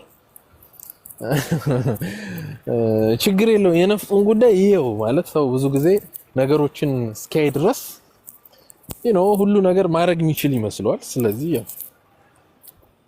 ምንም ማድረግ አትችልም። ፖለቲካ ያስፈልጋል ብትለው አይገባውም። ዋናው ነፍጥ ነው ምናምን ይላል። ኧረ ተው፣ ዋናው ፖለቲካ ነው፣ ነፍጥ አይደለም። ነፍጥ ማሸነፍ አይደለም፣ ነፍጥ ማስፈራሪያ ብቻ ነው። ሚሰማ የለም። ኧረ ተው የትግራይ ነው። ኧረ የለም እናንተ አዋና አማሮች ፖለቲካ ብላችሁ ምናምን። እንግዲህ ብዙ ነገር አለ የተሰራ፣ ለወደፊት እንወያየዋለን እንደ አቺቭመንት በዝግሱ እና አሁን ጠላቶቻችንን ቁልቁለት ላይ የምናሮጣቸው ጊዜ ነው፣ ወደኛ ሳይሆን እርስ በርስ። ከዛ በኋላ ደግሞ ተራራ ሆነ የምንጠብቃቸው ቦታ አለ። እፍን የምናደርጋቸው ማለት ነው። ስለዚህ ያንን ነው ያው እዚህ አትወያይ እዚህ ግልጽ ሆነን ብዙ ነገር ባይዘው ስፔሻሊ በሪጂናል ጉዳይ በዚህ በቀጠናዊ ጉዳይ አናወራም አይደል? በጣም ተሳቀን ነው የምናወራው እኛ እዚህ ስለሚያስፈራ ቢኮዝ የቀጠናዊ አቋምህ መታወቅ የለበትም። አሳሰብህ አቋም መያዝህን መታየት የለበትም። ማን ከማጋ ነው አሰላለፍ ነው። አይታችሁ ታውቃላችሁ ኳስ ለምሳሌ ልትጫወቱ ስትሉ ልጅ እያለን ትቧደናለህ። ጎበዝ አጥቂ ካለ እሱ ጋር ሄደ ከተዋደንክ አሁን ኳስ ስትጫወት አሸናፊው ይቀጥላል መጫወት፣ ተሸናፊው ይወጣና ዳኛ ይሆናል። ስለዚህ መቧደን ስለሆነ ሮጠህ ከጎበዙ ጋር ትቧደናለህ። ጎበዝ አጥቂ ካለ፣ ጎበዝ ተከላካይ፣ ጎበዝ በረኛ ካለው ጋር አንዴ ከተቧደንክ ምን ሆነ ማለት ነው? አትሸነፍም፣ አትወጣም። ስለዚህ ፖለቲካም ያ ነው፣ መስመር ነው። አሁን ዩክሬንን ተመልከተው ዘላ ከነ አሜሪካ ጋር ነው አይደል ተቧደነችው ከነ ዩሮፕ ጋር ምናምን። አሁን ከተቧደነችው እስከ አሜሪካ ጋር ምናምን ስትገጫጭ ሰውየው በቃ ያሳዝናል አይደል? በየሀገሩ ጥል ያለ መሄድበት ምክንያት ያ ነው። አሰላለፍ ማተር ያደርጋል። ስለዚህ እኛም አሰላለፋችንን ማወቅ አለብን። አሁን በመታየት የመጣውን ሁሉ እንቀበል አይነት አሰላለፍ አይሰራም። እንትና እኔ ከሰይጣንም ጋር ብሆን እሰራለሁ ዋናው ብልጽግናን ይጥላልኝ። አብረው ሰራው ቡድን ራሱ ብልጽግና ላለመሆኑ ምን ማረጋገጫ አለ? look it is politics okay ኢስት አፍሪካ ማለት የሶቪየት ፖለቲካ ራን የሚደረግበት የመጨረሻ በአለም ላይ ባይዘው እንደ ኢስት አፍሪካ በጣም ክፉ ፖለቲካ የሚራመድበት ምድር የለም። because የሶቪየት ፖለቲካ ፓወርፉል ነው። የዛ የጠጣነን ማርክሲስትነን ሌኒኒስትነን በቃ ይሄ ከባድ የሚባል የሶቪየት አስተሳሰብ ያለው ማህበረሰብ ተፈጥሯል። ስለዚህ ያንን እዛ በተቻለ መጠን ዲስክሪት በሆነ መልኩ ለመወያየት እንሞክራለን። ምክንያቱም የሆነ ሰዓት ላይ ስታክ እናደርጋለን። አሁን ጥይቷን በደንብ ሞክረናት አይተናት ስታክ አድርገናል አይደል? ለምሳሌ የሁሉ ሰው ጥያቄ አንድነት ይላል። እንዴት አንድነት ይምጣ? ማንም መልስ የለውም። አንድ ቀን እዚህ ዘራ ያዕቆብ አስተውሳለሁ ሁሉንም ሰው ሰብስቦ እንዴት አንድነት ይምጣ ሲል ሁሉም ሰው አማራ ተበድሏል ምናምን ብሎ ወደ ቤቱ ሄደ። በቃ ስለ አንድነት ሐሳብ የሚሰሰው ጠፋ። ያ ማለት ስታክ አድርገናል ማለት የሐሳብ ድርቀት ተፈጥሯል ማለት። ስለዚህ ትግል ደግሞ ሐሳብ ድርቀት አለው ማለት እንትን ነው አይደል? ይሄ አሁን ምንድነው በኮላ ይባላል የመኪና የሺሚያስ ይባላል እንግዲህ አክስል ምናምን ላይ ግሪስ የሚቀባል ለመንቀሳቀስ የግዴታ ግሪስ መደረግ አለበት ዘይት። ኦኬ ሉብሪካንት ካልሆነ ምን ያደርጋል? ይሰበራል። ትግልም እንደዛ ነው። ኦኬ ትግላችን ነው ስታክስ የሚያረግበት ምክንያት ምንድነው? መንቀሳቀስ ሳይችል ሲቀር። ማይንቀሳቀስበት ምክንያት ደግሞ የሐሳብ እጥረት ነው። በቃ አለቀ። ሐሳብ እኮ ስላጠረ መሰለኝ ዘመነ እስክንድር ምናምን እያለ ህዝቡ የሚቀጣቀጠው አጀንዳ አቋጥ ነው። አትፍረዱበት እኮ ሰው ትዝም ይላችሁ ከሆነ እንግዲህ አማኑ ምስክር ነው። የሆነ ጊዜ ላይ ፋኖ መደራጀት ከጀመረ በኋላ ስታክ አደረገ። በቃ ድል ይዘገባል ምናምን ግን ወደፊት መሄድ አልቻለም። ከዛን እዝ የሚባል ሐሳብ ማውራት ጀመረ። ሁሉም ሰው እዝ ከዛ በኋላ ትንሽ ቆይቶ ደግሞ የሆነ ነገር ተባለ። ብቻ ምንድነው ያው ቀጥሎ እስክንድር አንድ ጥሩ ነገር አረገ። የሆነ ድርጅት አለ። ከዛ ወደ ድርጅት ሰው ነው ጀመረ። ሐሳቡ መጥፋት የለበትም። ስለዚህ አሁንም ቢሆን እንደሱ አይነት ክፍተቶች መጥተዋል ኦሬዲ። ያንን መፍታት አለብን። በደንብ አስበን ካልኩሌት አድርገን የሚሰራው ወጥመድ ምናምን በደንብ ቢያንስ እኛ በየአንድ አመት በየ6 ወር እንደዚህ አይነት ዝግጅት የምናዘጋጅበት ዋናው ምክንያት እንገመግማለን፣ እንወያያለን፣ ለመጣው ሰው እናሳውቃለን። ከዛ ያን አጀንዳ እናሳካለን። ይሰማል መቼም አልተቋረጥኩም አይደል? ይሰማል አኪላው ነው ይሰማል። አዎ መታሰሱ ከሆነ የባለፈው የዛሬ 8 ወር ምናምን የነበረው ላይ የኢጎ ጉዳይ የአማራ ትግል አደጋ ነው ብለን ገምግመን ወጥተናል። ትዝ ካላችሁ ያ ግምገማ ላይ ኢጎ ለትግሉ አደጋ ነው ተብሎ በመወሰኑ ምክንያት እነ ዘመነ እነ እስክንድርን ኢጎቸው መምታት ተችሏል። እዛ ጋር የተወሰነው ውሳኔ ነው አይደል? ምንም እኛ ባቆማችን ፍንክች አንል። ያ ደግሞ ለትግሉ አሪፍ ሆኗል። አሁን ዛሬ ንጉስ ነኝ የሚል ሰው የለም አይደል? አም ዘ ኪንግ የሚል ቲሸርት ከማድረግ ውጪ ንጉስ ነኝ ብሎ ወደ ፍረት የሚያወራ ሰው የለም። ሶ ሰክሰስፉሊ ተደርጓል፣ ተሳክቷል። ቢኮዝ በቃ ያኔ የነበሩ ግምገማዎችን መሬት ላይ አሳርፈናል። እና አሁን የሚቀጥለው ግምገማን ብቻ ሳይሆን አስተላለፍ ላይ በጣም ይወራል፣ ይነገራል፣ አቋም እንድንይዝ ማለት ነው። ያ ይደረጋልና ኑ በደንብ እንወያያለን። ጥያቄ አዘጋጁ። ኦኬ ጥያቄ አዘጋጁ። ይሄ መጥቶ መቼም እንትናችሁ እናንተ እንትን ከፋፋይ ምናምን ቲፒኤልኤፍ ትግሬ ምናምን የሚል ጥያቄ ወይ ዛጋ ምናምን አያስፈልግም። ትርጉም ስለሌለ ይሄ የውይይት ነው። ስላክ ጀስት ኢማጂን ኢት አስ ኖርማል ትልቁ ውይይት። ሶ በውይይት ቦታ ላይ ያ አይደረግም። ከአድቮኬሲም ደግሞ ካሳ ሰላም ይመጣል። ሰላም ካሳ ያለውን ኢንተርናሽናሊ ያለንን የአድቮኬሲ አቅም ምን መሰራት እንዳለበት ባደረጋቸው ውይይቶችም ያለውን ክፍተት ከነጮቹ በኩል የተሰጡት ፊድባኮች አሉ። ባይዘው አንድ ትልቅ ፊድባክ አለ እኔ ጋር እሱ ያደረሰኝ፣ እሱንም እንዴት መሰራት እንዳለበት ይነግረናል። ትግሬዎቹ ሰክሰስፉል የሆኑበት ነው ነጮቹ የጠየቁት ከዚህ በፊት፣ የኛም ሰክሰስፉል የምንሆንበትን እነዚህን ይዟል።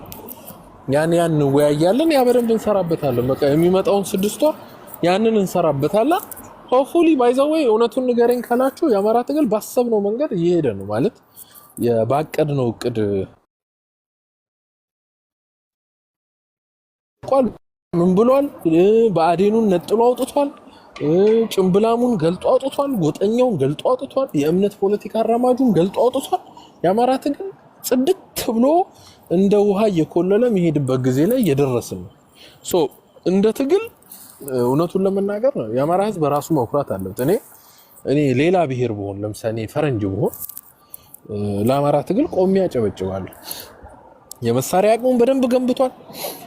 ፖለቲካው ደግሞ አምላክ ረድቶታል። ይሄ የዋህና ደግ ህዝብ ስለሆነ የእናቶችም ለቅሶ ስላለ አማራው ሰክሰስፉሊ ተሳክቶለታል። አሁን ኦኬ ተሳክቶለታል።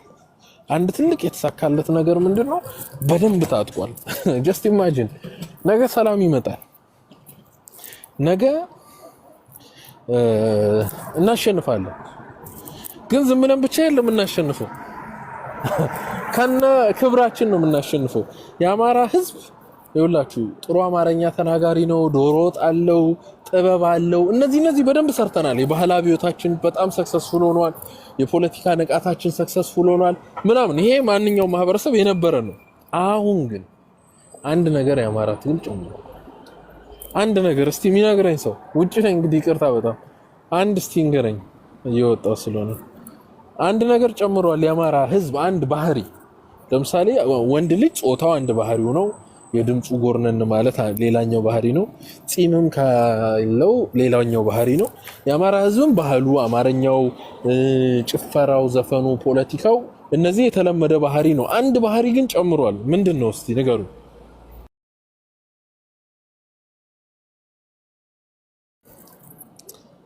አማኑ ዛሬ ማገዝ ነው ወይ ከታች ጻፉ እስቲ። አንድ ባህሪ ጨምሯል አማራ፣ ነባር ባህሪው የተረሳ። ቴንክ ዩ ነፍጠኝነት። የኮና አማራ ልጆች በጣም እሳቶች እኮ ናቸው። ነፍጠኝነቱ ተጨምሮ አሁን ይሄ ትግል አልቆ ወደ ቤታችን ከገባን በኋላ አሸንፈን የአማራ ስልጣን ከያዘ በኋላ አማራ እጁ ላይ ምን አለ? እጁ ላይ ዘመናዊ 2024 ክላሽ አለ። ዘመናዊ ድሽቃ አለ በየቦይቱ። ዘመናዊ ሚነካን አይኖርም ማለት ነው። ከዛ በኋላ መንግስት ላይ ስልጣን አለ። ከዛ በኋላ እኮ የአማራው ወጣት እኮ በየመንደሩ ያለው እኮ መከላከያን ሲያናፍጥ የከረመ ከባድ ኃይል እኮ ነው።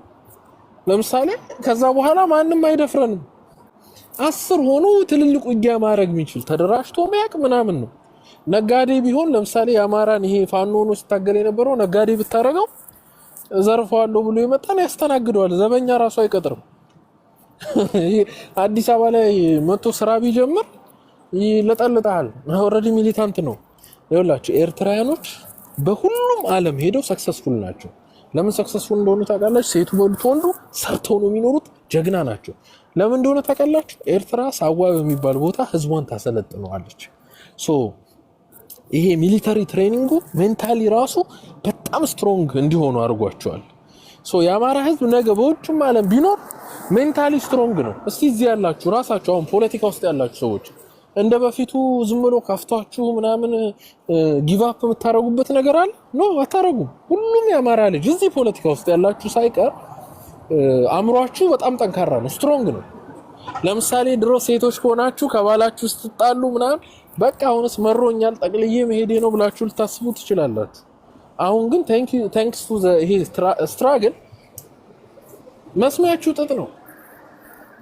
ቤታችሁ ላይ ነው፣ ልጆቻችሁ ላይ ትሰራላችሁ። ወንዶቹም ከስራ ቢባረር የአማራ ልጅ በፊት ራሴን አጠፋለሁ ይል ነበር። አሁን ራሱን የሚያጠፋ አማራ አለ እንዴ?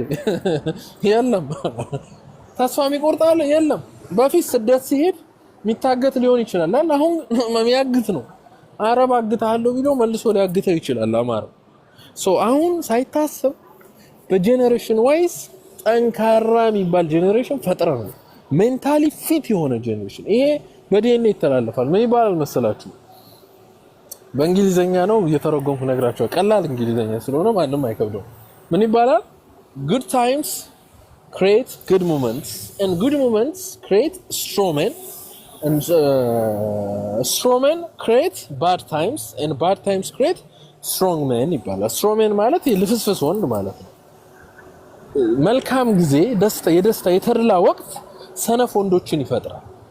ሰነፍ ወንዶች ደግሞ ችግር ምንድነው ኮተት ይዘው ይመጣሉ። ኮተት ይዘው የመጡ ሰዎች ደግሞ ከባድ ጊዜ ያመጣሉ። ከባድ ጊዜ ደግሞ ጠንካራን ይወልዳል ይባላል። ሶ አማራው አፄ ኃይለ ሥላሴ ጽድት አድርገው ስላኖሩት በደርግ ጊዜ ቀበጥ አማራው መቅበጥ ብቻ አይደለም፣ በአባቶቹ ላይ ድንጋይ ወረወረ አማራው። አፄ ኃይለ ሥላሴ ይውረዱ። ለምን ይውረዱ ሲባል አፄ ኃይለ ሥላሴ ወተት አበሉ፣ አጠጡት፣ ኬክ አበሉት። በቃ አይቶ ያላየውን አሳዩት አፄ ኃይለ ሥላሴ።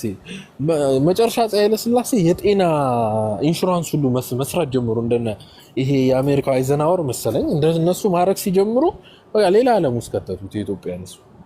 ያኔ ምን አደረገ? ቀበጣ አማራው እና ምን አለ? አፄ ኃይለ ሥላሴ ወረዱዋል። ከዛ በኋላ እኮ ከኃይለ ሥላሴ የተሻለ ሰው የሚገኝ መስሎት ማለት ነው። so what happened? አለቀ፣ ቀመሰ፣ ንብረቱን ተቀማ፣ ተገደለ ምናምን ብዙ ነገር። ስለዚህ መልካም ጊዜ ደካማ ሰዎችን ይፈጥራል፣ ከባድ ጊዜ ደግሞ ጠንካራ ሰዎችን ይፈጥራል። ዛሬ ይሰድቡን የነበረበትን ስም ይዘነዋል። ቢሰድቡ ምን ችግር አለ? አንድ ሰው እያሉ ቆንጆ መኪና እየነዳ ምንድነው መኪና ሲባላሉ ኢትዮጵያ ውስጥ ነው። ያው ለኢትዮጵያ ሼቭሮሌት ቆንጆ የሚባል መኪና ነው። እና ምንድነው ጋሼ መኪናዎች ሲባሉ ቼቭሮሌት አሉ። ከዛ በኋላ ሳቀባቸው የጠየቃቸው ልጅና ኖ we call it Chevrolet ምናምን አላቸው። ሲላቸው አንተ ጥራው እኛ እንነደዋለን አሉት። አሁን አማራ ከዚህ በኋላ ነፍጠኛ ብትለው ምን ችግር አለው? ጥቁር ክላሽ ታጥቋል።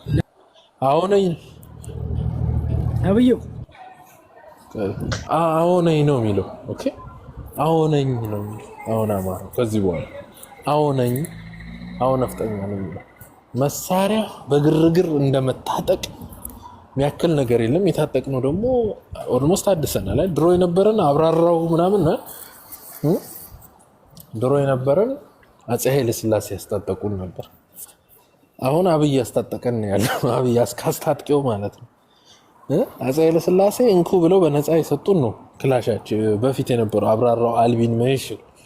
አሁን ደግሞ ብልጽግና መንግስት ያው ጆሮአቸውን የቆነጠጠን የቀማነው መሳሪያ አለ። ስለዚህ አማራ ቀላል ህዝብ አይደለም። ባይዘው ከዚህ በኋላ አማራ እንደው ማንም ሰው ዛሬ አሜሪካዊንም 15 ብቻውን ካገኘው ልታጠቃው ትችላለህ። እንደ ህዝብ ግን አታጠቃው፣ ያጠፋሃል። ኦኬ አማራን ነገም ከነጎዲያም 5 ሰው ብቻውን ሲንቀሳቀስ ልትመታው ትችላለህ። ጉዳት ሊኖር ይችላል። እንደ ህዝብ ግን አታጠቃው፣ ማፈር ከድሜ ያበላል። እስቲ ሞክር። እንደ በፊቱ ኦነጋውን እኛ መሳፈጥ ይችላል? ቲፒኤልኤፍ መሳፈጥ ይችላል? የለም። እንደ ኃይል መጥቶ ማንም ሊያጠቃን አይችልም። ቢኮዝ በኢትዮጵያ ውስጥ ከሁሉም ኃይል በላይ የሆነውን መከላከያ ጥሩ አድርገን እያጫወት ነው። በሁሉም መንገድ መሳሪያውን ቀምተን ጀስት ኢማጂን ጋይስ ገዝተን እኮ አይደለም የታጠቅነው። እንዴ በባዶ ጀምረን እኮ ነው ሁሉ መሳሪያ እጃችን የገባው። ስለዚህ አሁን አማራ አንድ ትልቅ ነገር አለ። እነዚህ ነገሮች ይዞ ግን ይሄን ያክልም በትግል ውስጥ መቆየት አያስፈልግም፣ ማሸነፍ ይቻላልና ያን እንወያያለን በደንብ ኑ። ጥያቄ ግን ጥሩ ጥያቄ ይዛችሁ ነው። ኦኬ ሐሳብም ይዛችሁ ያ ስፔሻሊ አንድነት እንዴት ይመጣል? ይሄ ራይት የሆነ ትክክለኛ ዝም ብሎ አንድ ድርጅት መሰረት እንደሚለው እና ምሬ ምናምን 1000 ጊዜ እንደመሰረቱት ምናምን ይሄ ትርጉም አልባ ድርጅት አይደለም። ሪል ድርጅት ወርኪንግ የሆነ ድርጅት እንዲኖር ሐሳብ ይዛችሁ ነው። የኛም ሐሳቦች አሉ። ሌላው ቀጣናዊ ነገር ላይ አቋማችን አስተላለፋችን ከማጋ ይሁን የሚለው ላይ እንወያያለን። ታንክ ዩ አመሰግናለሁኝ ወንድሜ አኪላ አሁን ስለመጣው ስለ እሑድ ስብሰባም የዙም ሚቲንግ ስለሰጠህን ማብራሪያ ከልብ አድርጌ ነው የማመሰግነው። ከልብ አመሰግናለሁኝ ወንድሜ አኪላ። እስኪ ሌላ የሚቀጥል ካለ ይሰማ ከተሰማ ሀሳብ መስጠት ትችላለህ። እንግዲህ እንዳትቀሩ ሁላችሁም። እንግዲህ የዙም ሚቲንጉን አኪላ በደንብ አድርጎ ዘርዘር አድርጎ ተናግሮታል ያለውን ነገር።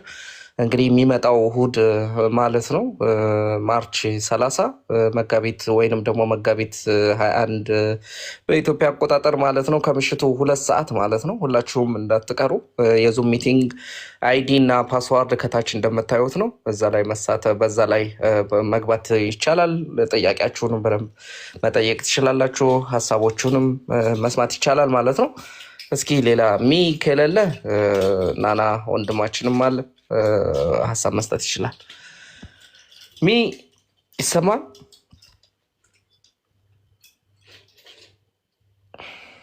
እስኪ ናና ካለ ሀሳብ መስጠት ይቻላል። አኪሊያ ወንድማችን በጣም ቴንኪው። ሁልጊዜም ይመግበናል። ተጠግቦ ተዝቆ የማያልቀው ታሪካችንም ፖለቲካ ሁሉንም በጣም እናመሰግናለን።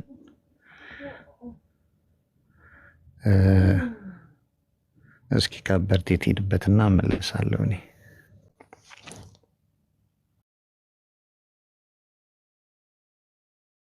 ናና የሰላም ብያለሁ። አማን የሰላም ብያለሁ። እንዴት ነህ? ሰላም ፊውዳሏ እንዴት ነሽ? አለሁ ለአማን ያዱዬ ሰላም ብያለሁ። በዚሁ በዙም ሚቲንጉ ላይ ነው አይደል? ያው በዙም ሚቲንጉ ላይም ነው። ቅድምም ተለጥፎ በነበረው ጉዳይ ላይ እንግዲህ አኪላ በደንብ አድርጎ ሀሳብ ሰጥቶበታል። እዛ ላይም የራስን ሀሳብ መስጠት ይቻላል ለማለት ነው ፊውዳል። ኦኬ እሺ። ሚቲንጉ ላይ እንዳትቀሩ ሁሉም አማራውያን፣ ሁሉም በተለያየ የስራ ዘርፍ ላይ ያላችሁ አኪላ ብሎታል፣ ተናግሮታል። እውነት የሚያስጨንቃችሁን ጥያቄዎች ይዛችሁ ነው። ካልጠየቃችሁ መልስ ስለሌለ ማለት ነው። ዝም ብሎ ወይ በመምሰልሰል ወይ በመሰለኝ በምናምን ነገር ከምትጨነቁ ትንሽም ቢሆን ይመልሳሉ። ግን ውሃ የሚያነሳ ጥያቄ ለአማራ ትግል እንደ ጥያቄ ሆኖ የሚነሳ ሀሜት ምናምን ነገር ሳይሆን ትክክለኛ ተገቢ ጥያቄ ከትግሉ ጋር በተያያዘ ጥያቄዎችን እንዲሁም ደግሞ ሀሳቦችን ይዛችሁ ነው። ሀሳብ አይናቅም። የተለያየ አንዳንድ ሰው ዝም ስላለ ብቻ ሀሳብ የለውም ማለት አይደለም። ብዙ ሰው ሀሳብ አለው እና ሀሳቦችን ይዛችሁ ነው እና ትልልቅ እንግዶች ነው የሚገኙት። እዛ ላይ ሳትፈሩ ሳትሸማቀቁ ከወንድሞቻችሁ ጋር መወያየት ትችላላችሁ እና ፕሊስ ኢንከሬጅ እናደርጋለን ተሳትፎ፣ የአማራን ህዝብ ተሳትፎ እና እንዳትቀሩ ለማለት ያክል ነው። ቅድም የተነሳው አማን እኔ ትንሽ አልተዋጠልኝም። ያው እዚህ ውስጥ ብዙ የአንድ አማራ የሚያዳምጡም የነቁ አማራዎችም እንደዛው ብዙ የሆነ ፊሽ የሆነ ነገር አለ፣ ብዙ ያልተዋጠልን ነገር አለ። አኪላም እንዳለው ትንሽ ቆይተን ብናየው የተሻለ ነው የሚሆነው። ግን ዞሮ ዞሮ አንድ ነገር ለማሳሰብ ያህል የተወረወረን አጀንዳ ሁሉ አማራው ባይቀበል ይሻላል። ቅድም ወንድሜ አንድ አማራም ሲያነሳ የነበረው አንድ ሀሳብ ነበር፣ ልጅቷ እንዳትጎዳ እንዳትጠቃ ምናምን ነገር የሚል። መጀመሪያ ማሰብ ያለብን ያለውን ሲቹዌሽን ነው። እንዴት ኢቢኤስ ላይ ልትወጣ ቻለች? ማነው ኢቢኤስ ላይ ያወጣት ምናምን የሚባለው ነገር በጭንቅላት መታሰብ አለበት። ሰዎች ከመናገራችሁ በፊት ያን ማሰብ መቻል አለባችሁ። ሶ ኢቢኤስ ላይ ልትወጣ የምትችለው ተፈልጋ ከሆነ የፈለጋት አካል ማን ነው የሚለውን ነገር ታሳቢ አድርጉት። ምንስ እንድትል ነው ተፈልጋ የወጣችሁ የሚባለውን ነገር ታሳቢ አድርጉ። ከዛ በኋላ ልጅቷን ማዳን ይቻላሉ አይቻልም? አይቻልም። በማን ቁጥጥር ስር ናት ያለችው የሚለው እዛ ጋር መልስ ስለምታገኙ ማለት ነው። ስለዚህ ለአንድ ሰው ላይ በመጮ በምናት ድምፅ እንሆን ምናምን ነገር የሚባል ነገር ይሄ የሚሰራ ነገር አይደለም። ትኩረታችን እልህ ሊኖር ይችላል። በሺዎች በመቶ ሺዎች በሚሊዮኖች የሚቆጠሩ አማራዎች እየተሰደዱ ነው ያሉት፣ እየተፈናቀሉ ነው ያሉት፣ እየሞቱ ነው ያሉት። እንደ እህታችን አይነት ደግሞ መከራ የሚደርስባቸው እህቶች እልፍ ናቸው እና እነሱን ታሳቢ አድርገን ነው መስራት ያለብን። የሆዳችንም በሆዳችን እህታችን ባትወጣ ከጅማሬው ጀምሮ ከመጀመሪያው ኢንተርቪው ጀምሮ ባትወጣ መልካም ነበር ለእሷ ህይወት። ግን አይ ዶንት ኖ ፎር ሰም ሪዝን መውጣትና በየሚዲያው መናገር መርጣለች። አጀንዳም ሊሆን ስለሚችል ነውም ብዬ ስለማስብ እኔ ከመንግስት የተፈበረከ አጀንዳ ነው ብዬ ስለማስብ ልናድን አንችልም። ወደኛ የተወረወርን ድንጋይ ከእንደገና ወርዋሪውን አድናለው ድምፅ ሆናለው ገለመሌ እየተባለ ጊዜ የሚጠፋበት እንትን ተገቢ አይመስለኝም። አማራው መንቃት ያለበት እዚህ አይነት ጉዳዮች ላይ ስለሆነ ማለት ነው። እና ዝም ካልን ግን መንግስት አይነካትም። ይህን ነገር በጣም ምነግራችሁ አስረግጬ፣ ዝም አማራው በዚህ ጉዳይ ላይ ጆሮ አልሰጥም ብሎ ዝም ካለ መንግስት ምንም አያረጋትም። ስለዚህ ቢስማርት ብልጥ ሆኑ፣ ዝም በሉ። ትልቅ ነገር አለ ከፊት ለፊታችንና ሞር እዛ ላይ ፎከስ ብናደርግ የተሻለ ነው የሚሆነው። አማንዬ ቴንክ ዩ። ኦኬ ልክ ነሽ ፊዳሏ፣ አመሰግናለሁኝ ስለሰጠሽው ሀሳብ። እስኪ ናናይ ከተመችህ ቅድም ሀሳብህን ምናለው ካልጨረስክ፣ ኦኬ ደግሞ ከላይም ያዲ እህታችን መታለች ማለት ነው። ሰላም ያዴ፣ ሰላም ብያለሁ። ሚ ካለህ መቀጠል ትችላለህ፣ ከሌለ ግን ያዴ ያለች ያዴ መቀጠል ትችላለች። እንዴት ናችሁ? ሰላም ሰላም ወንድሜ። አለን ትንሽ ሀሳብ ልስጥና እኔ ቶሎ ወርዳለሁ። ጥሩ ሀሳብ ነው ያነሳችው ከበርቴ እና ይሄ ፎከስ በጣም ማድረግ ያለብን ይሄ አንድነት የመመስረቱ ወደ አንድ ሀሳብ ላይ የመምጣቱን ነገር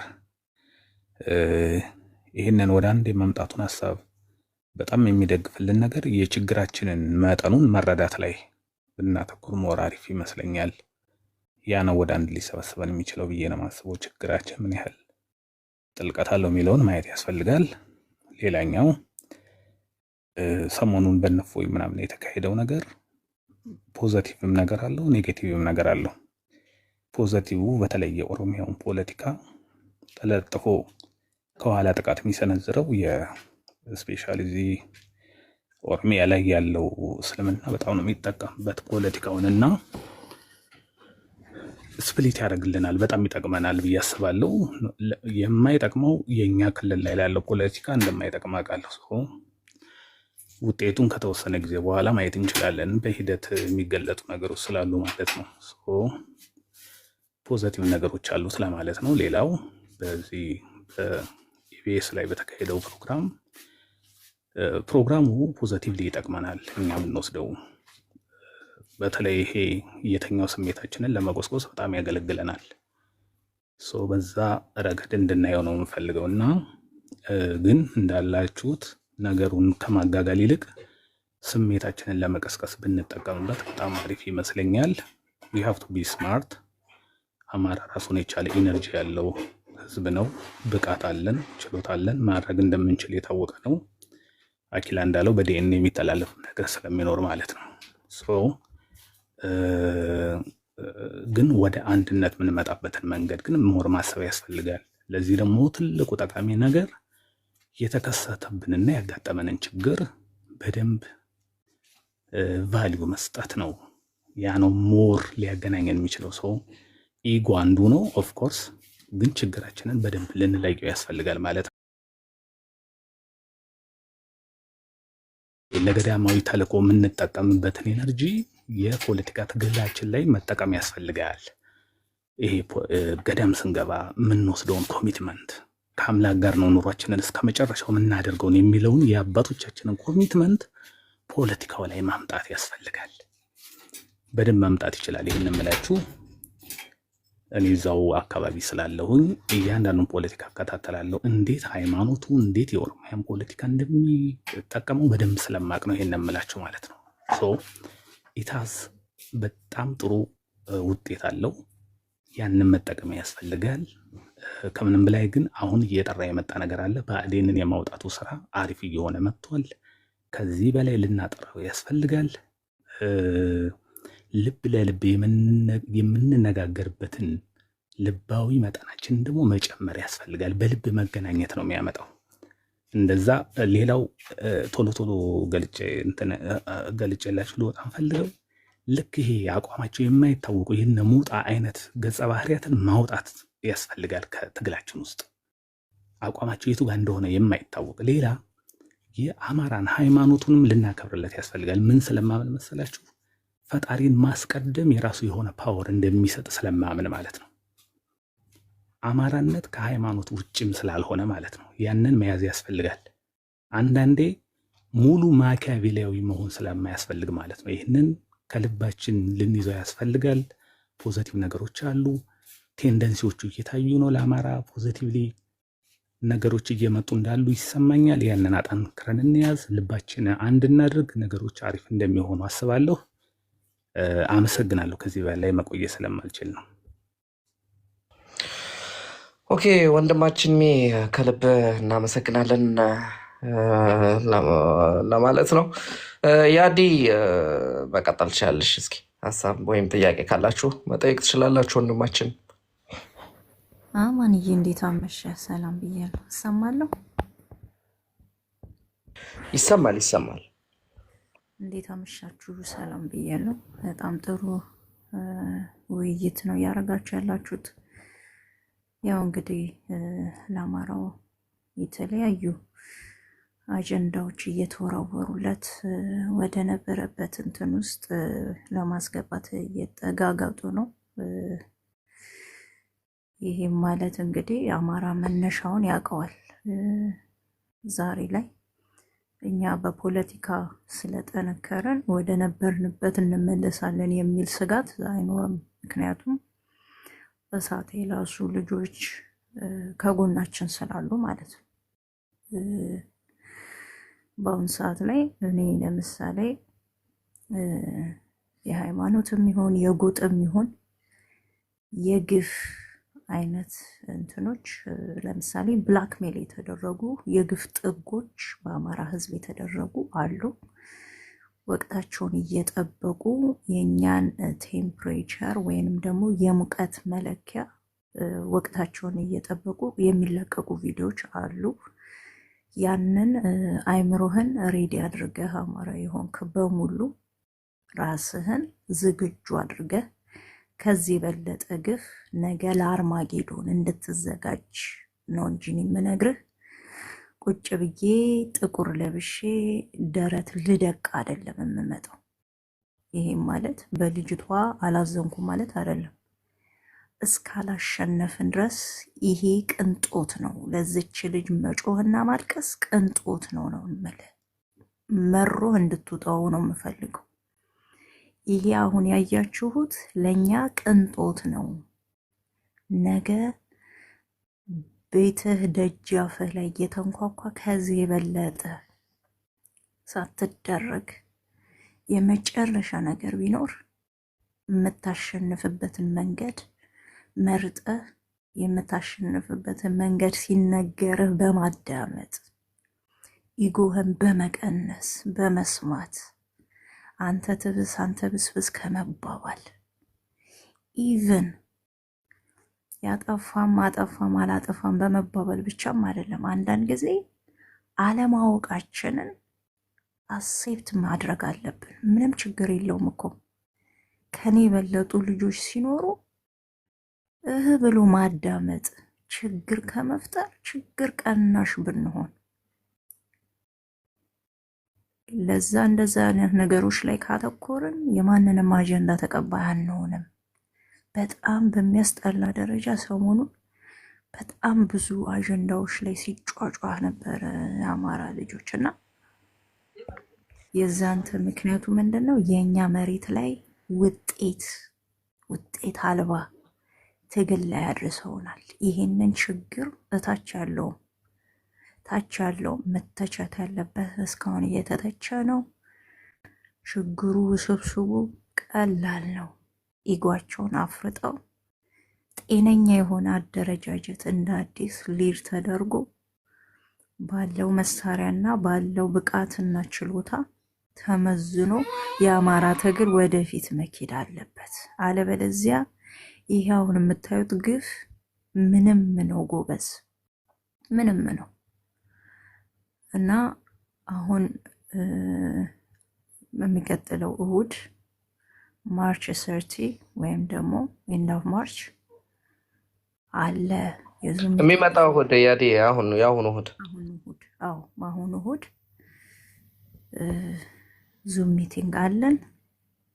የአማራ ልጆች በሙሉ በዚህ እንትን ላይ ቁም ነገር አዘል ጥያቄ ይዛችሁ ወቅቱን በቃ ይመጥናል የምትሉትን ጥያቄ አዘጋጅታችሁ ምንም አይነት ሰጣ ገባ ይሄ አጀንዳ ምናምን የማድረግ ነገር ሳይኖር ትክክለኛ የአማራ ጥያቄ አንግባችሁ ይዛችሁ መታችሁ ያንን ጥያቄ በትዕግስትና በሆደ ሰፊነት ታች ያለውም ሳይቀር ይሄን አጋጣሚ ተጠቅሞ የምትጠይቁትን ጥያቄ አዘጋጅታችሁ መምጣት ይቻላል።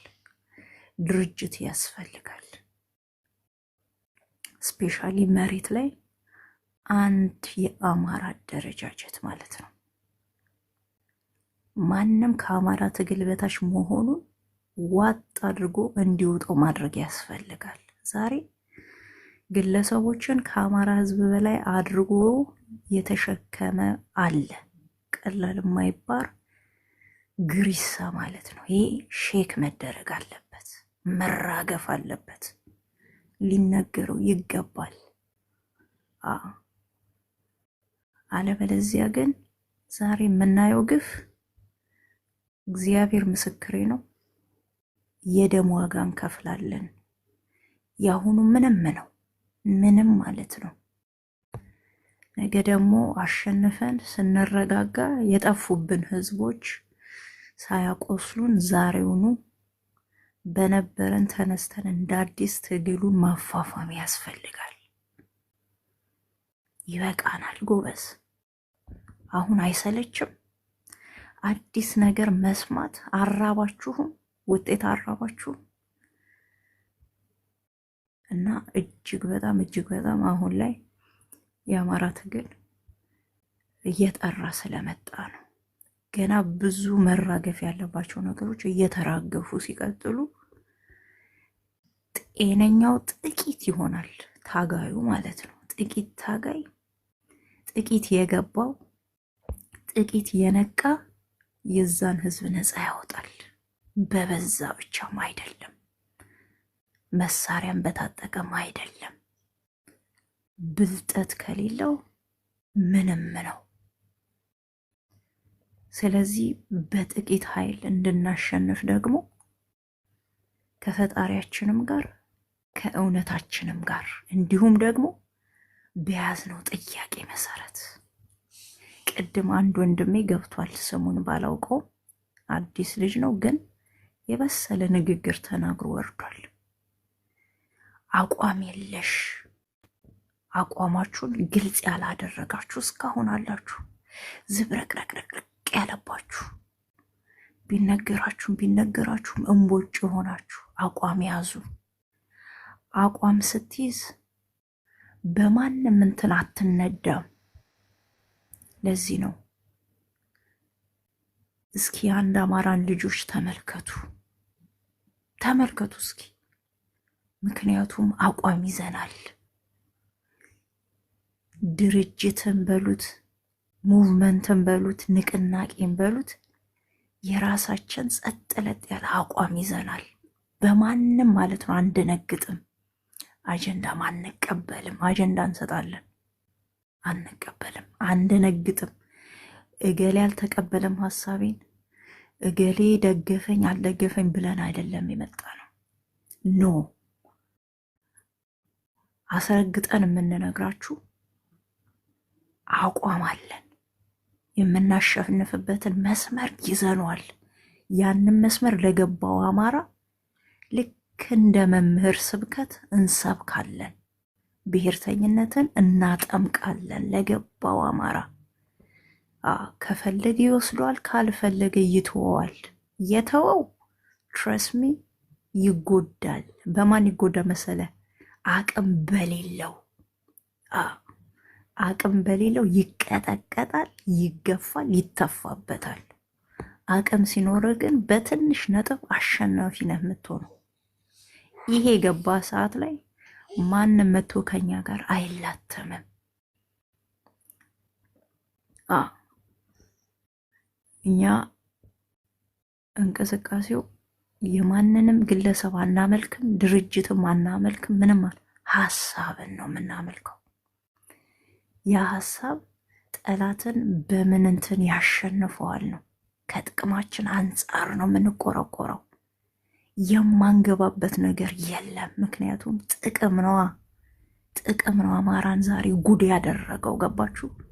ጥቅምህ በተነካ ሰዓት እንኳን ጎጥ ውስጥ ይቅርና እምነት ውስጥ ሁሉ መገባት ካለበት እንገባለን። ዳይመንድ እኮ የቆሸሸ ቦታ ላይ ነው አይደለ እምነት ታገኘው። ያ ስለዚህ ብሔርተኝነታችንም ሁሉም ቦታ የተርመጠመጠውን ሁሉ እያራገፍን ዳይመንዷን እንይዛታለን። ገባችሁ? ንቃት ንቃት ንቃት። የንቃት እጥረት ሲኖርብህ ሀሳብክ ይደርቃል። በማንም ይሄ ትርኪ ምርኪ አጀንዳ ትወጠራለህ፣ ትነፋረቃለህ፣ ታለቅሳለህ፣ እየይህን ታመጣለህ። ይሄ ነው እየገጠመን ያለው። እኛ ደግሞ ትረስሜ ወደ በፊቱ አንመለስም። እዛው ተነፋርቅ፣ እዛው የሚነፋረቁ እንትኖችን ይዘህ አልቅስ። በዛ የተነሳ ደግሞ ሰብስብ ገንዘብ። ስለዚህ ንቁ አማራ ልጆች፣ እየተደረገብን ያለው ነገር ወደ ነበርንበት ሊመልሱን ነው፣ ሊመልሱን ነው። ካልነቃን እንመለሳለን። ምንም አናመጣም። ምንም ምንም ምንም። ዛሬ እኮ የነቃህ ብትሆን እኮ እኔም እፎይ ነኝ እኮ አትልም። ስላልነቃህ እኮ ነው። ስላልነቃህ እኔም እፎይ ነኝ አልክ። ተነግሮህም አልነቃህም። ስለዚህ የሚገባህ ነገ ነው። በግድ እኔ እንደነቃው ቶሎ ንቃ አልልህም። አንላተም። ከዚህ በኋላ አንድ የሆነ አጀንዳ ይዘን እንመጣለን። በዛ ላይ እንወያያለን። የገባው ይገባዋል፣ ያልገባው ነገ እስኪገባው ራሱን ችሎ ሲፈልግ ይነፋረቅ፣ ሲፈልግ ይሳቅ፣ ሲፈልግ ብቻውን እንትን ፎቶ ዘቅዝቆ መጫወት ይችላል። ማንንም እንትን አንልም። ምክንያቱም እናንተ እስኪገባችሁ ድረስ እኛ በአንድ አጀንዳ ላይ ተወጥረን እንትን አንልም። ገብቷችኋል? ምክንያቱም ጠላት በፈጠነ ቁጥር እየሄድን ስላልሆነ እናንተን ለማስረዳት ጊዜ እየፈጃችሁ ስለሆነ ማለት ነው። ስለዚህ ከጠላት እኩል መፍጠን አለብን። ብንችል መቅደም አለብን።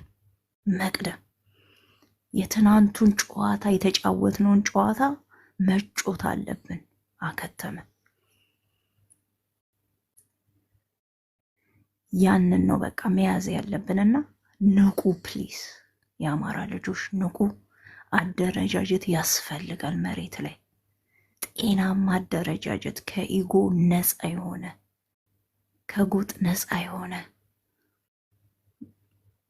ይሄ ከእምነት ነፃ የሆነ በቃ ከእምነት ስላችሁ በእምነት አጀንዳ ውስጥ በምን አጀንዳ ውስጥ በቃ እንትንም አቋም ያለው አማራዊ አቋም ከጎጥ ከምን ከመንደር የጸዳ ብሔርተኝነቱ የገባው ቁጭት ያለበት ነገሮችን በጥበብ የሚመራ ሰው ያስፈልገናል። እነዛ ሰዎች የተዋጡብንን ሰዎች የምናወጣበት የፈለገ ነገር ይሁን እንጋደላታለን። ለዚህ ትግል እንጋደላታለን። አዎ የያዝነውን እስከምንይዝ ድረስ ማለት ነው። ጊዜው ሊዘገይ ይችላል። በዘገየ ቁጥር ግፎችን እያመጡ ሊለቁብን ይችላሉ። ተዘጋጅ። ምን ያስደነብራል? ምን ያነፋርቀሃል? ይሄ እኮ ቅንጦት ነው ላንተ። ይሄ ቅንጦት ነው። ካላሸነፍን ከዚህ የከፋ ነገር ነው የሚመጣብን። ስለዚህ የከፋው ነገር ሳይመጣብህ ለአርማጌዶን ጦርነት አሁንም ተዘጋጅ። አንዴ በህወሓት አንዴ በምናምን አጀንዳ ቢወጡርህም ያስከውን እስኪያስክ ድረስ የትኛው ኃይል ነው አንተን የሚያሸንፍህ? ይልቁንስ በውስጥ ችግር የሚፈጥሩትን ሰዎች ፒክ ተደርገው ችግራችሁ ምንድን ነው፣ አላማችሁ ምንድን ነው ተብለው ሊጠየቁ ይገባል። ለዛ እሁድ ተዘጋጅታችሁ ለፋኖ መጠየቅ ያለባችሁን ጥያቄ መሬት ላይ ላለው ህዝብ ጥያቄ አዘጋጅታችሁ ሬዲ ሆናችሁ ከምንም ነገር ጽድት ብላችሁ እንድትመጡ። ይሄንን ድግስ ያልተካፈለ የራስህ ጉዳይ። ከዚህ በኋላ የምንለማመጠው አንዳችም ኃይል የለም። ደክሞናል። ማሸነፍ የማትፈልግ ኃይል ይኸውልህ፣ ማሸነፍ የሚፈልገውን እግር እያያስክ ወይ እየጠለፍክ ትግሉን አታጓትት። ራስህን ችለህ እቤት ተቀመጥ ወይ ከትግል ውጣ። ይህንን ነው የምንለው። ከዛ በተረፈ ግን መሬት ላይ ያሉትን ነገሮች በሙሉ አስተካክለን ወደፊት የምንራመድባቸው ነገሮች ላይ ሁሉም አማራ የበኩሉን ድርሻ ይወጣ። ይሄንን ነው አማንዬ የምለው። በተረፈ እሁድ ነው ስብሰባው፣ እንዳትቀሩ። የዙም ሚቲንግ አይዲው እዚህ ጋር አለ 985 49 42 8092 ብላችሁ ፓስኮዱን 148305 ብላችሁ ጆይን ማድረግ ትችላላችሁ። ዙም ሚቲንጉን በመላው ዓለም ላይ የምትገኙ ውድ የአማራ ልጆች ተጋብዛችኋል፣ እንዳትቀሩ። የአሁኑ እሁድ ነበረ፣ ተራዝሟል። ምክንያቱም የነበርንበት ሁኔታ እጅግ ስለሚያስጠላ አይምሯችንን በደንብ ሰብስበን ተረጋግተን መሆን ስላለበት አራዝመነዋል ማለት ነው። የአሁኑ እሁድ ነው፣ እንዳትቀሩ። ሁላችሁም ተጋብዛችኋል። የምትቀሩም በራሳችሁ እንትን ነው። ሲጀመር ማሸነፍ የማይፈልግ ይቅር። የዚህ ህዝብን ነፃነት የሚመኝ ግን እንኳን ይሄንን ይቅርና ብዙ ነገር ማድረግ ይጠበቅብናል እና አቅም አለን። በጣም የገባው የነቃ አማራ አለን። ያንን መጠቀም ግን አልቻልንም። ምክንያቱም በኢጓችሁ ብዛት አንድ ሰው ከኔ ከበለጠ እንዳይሰራ አላደርጎም። እንደውም አዳምጠዋለሁ። ነገር ግን ከአቅም በታች የሆነው ነው ዛሬ ወይ ሰው አያሰራ ወይ ራሱ አይሰራ ችግሩ ሆኖ ቁጭ ያለው ማለት ነው። ይሄ ኃይል ገለል ማለት አለበት። አለበለዚያ አቅም ያለውን ራሳችሁ አሳዩ። ይሄው እያየነው ነው፣ እየተንጓለለ ነው ትግላችን። እያያችሁት ነው። ጥሬ ከብስሉ ወይም ደግሞ ገለባው ከጥሬው እየተለየ ስለሆነ እኔ ምንም እንትን አለን። ገብቷችኋል? ስለዚህ ብትነቃ ንቃ ነው የምለው። አማንዬ ቴንኪዩ በጣም። ምናልባት ድምፄ ቀንሼ ከሆነ ያኔ በደንብ ድምፅሽ ይሰማል። በሚገርም ሁኔታ ነው እንግዲህ ሀሳብሽን የሰጣሽን። እናመሰግናለን። በጣም ከልብ ነው የማመሰግነው ቴያዲ። እስኪ መጨረሻው ላይ ስለደረስን በቅርብ ሰዓትም አፄ ቤት ይከፍታል። እዛ ላይም እንደ ሀሳቡ ነው የሚያነሳው ሀሳብ አለ እዛ ላይ በደንብ ሀሳብ ይንሸራሸራል ማለት ነው። እስኪ ናናይ እና ከበርቴ ሀሳብ እንቀበልና ከዛ በኋላ እንግዲህ አፄ ሲከፍት ወደዛ እንሄዳለን ማለት ነው። እና እህቴ ያዲ በጣም አሪፍ የሚገርም ንግግር ነው። አመሰግናለሁ። የዙም ሚቲንጉንም እንግዲህ አኪላ በሚገርም ሁኔታ ያለውን በምን አይነት መንገድ እንደሚዘጋጅ ያለውን ብዙ ነገር ነግሮናል። እናመሰግነዋለን ወንድማችን። ሁላችንም እንግዲህ እንዳንቀር የዙም ሚቲንጉ ላይ ይሄ ጥሪ ያቀርባለሁ። እስኪ ናናይ የምትለው ነገር ካለ በስተመጨረሻ፣ ከዛም በኋላ እንዘጋለን ማለት ነው። ወንድሜ ይቀጥል እስኪ። እሺ አማንዬ፣ ያዱዬ እንዴት ነሽ? አላገኘሁሽም ሰሞኑ። ቅድም አኪላ ያው በደንብ ሰፋ አድርጎ ተናግሮታል። በሌላም አንግል እንድናየው ዛሬ የተለቀቀው ቪዲዮ ለእኛ የተወረወረልን አጀንዳ እንዳይሆን፣ እኛ አጀንዳ መስጠት ነው እንጂ አጀንዳ መቀበል የለብንም የሚለውን እኔ አይቼዋለሁ፣ ሀሳቡን ገዝቼዋለሁ። የሚገርም ቅድም አገር ቤት ደውዬ የሆነውን ነገር አወራቸውና የሲስተር ልጅ ትንሽ አለ 11 ዓመቱ ነውና ነገሩን ኬዝም እንዲህ ስናወራ ሲወራ ግን አይ ያለችው እኮ ትንሽ ደስ ያላለኝ ነገር አለ። እንዴት ግን እናቷ ጋር ልደውል ነው ምንድን ነው እናቴ ጋር ልሂድ ስትል አይ አላቅሽም አሉኝ አይነት ነገር እና የአማራ እናት የገዛ ልጇን አትቀበልም እንዴ? እንዴት ነው የፈለገ መከራ ቢደርስባት ልጇን አትመችም? ልጅ የጠፋ ብላ ያኔ ለቅሶውን ሀዘኑን እናቅ ነበርና ትንሽ እሱም ዳዋት የሚፈጥርበት ነገር አለ። ኤኒዌይ ግን እኔ አሁን በዚሁ አጋጣሚ የምነግራችሁ አዲስ አበባ ላይ ያላችሁ የአማራ ልጆች ባለው በዛ ቁጥር እንዳትደውሉ። በጣም ሲምፕል ነው። አንድን ሰው በስልክ አሳዶ ለመያዝ በጣም ሲምፕል ነው እና የሌላ ወጥመድ ውስጥ እንዳትገቡ። በእርግጠኝነት የአማራ ልጆች ናቸው የሚደውሉት እህታችንን ለመርዳት አይዞሽ ለማለት። አይታችሁ ከሆነ የስነ ልቦና አጽናኝ ሰው ያስፈልጋታል ምናምን እንደዚህ ከመላው ዓለም አጽናኗት እንዲህ በሏት ምናምን የሚል ነገር ተናግሯል እና አይዞሽ እህቴ ምናምን ብሎ አንድ ሰው ቢደውል ቀጥታ ስልኩ እዛ ላይ አክቹዋሊ አይነሳም ነው መሰለኝ የሚባለው። ስልኩ ሬጅስተር ያደርጋል እዛ ጋር የዛ ሰው ማን ነው ከሚለው ቀጥታ ስልኩ እዛ ላይ ስላለ በጂፒኤስ ሄደው ያንን ሰው ይይዙታል በቀላሉ። እነሱ አትራፊ ሆኑ ማለት ነው። ምናልባት የመንግስት ሚዲያ ላይ ቢያቀርቡት እንዲህ አይነቱን ዶክመንተሪ ተአማኒነት ስለማይኖረው ምናልባት በግል አቅርበውት ሰው ይሄ ነገር እንዴት ነው ምናምን ብሎ ወጥመድ ውስጥ እንዲገባ የሚያደርገው ነገር አለ። በሁለት አይን ማየቱ ጥሩ ነው። ዝም ብለን እንዳንነዳም ትክክለኛ የሚሆን ነው ብሎ ማመኑ ብቻ 50-50 አድርጎ መቀበል ጥሩ ነው።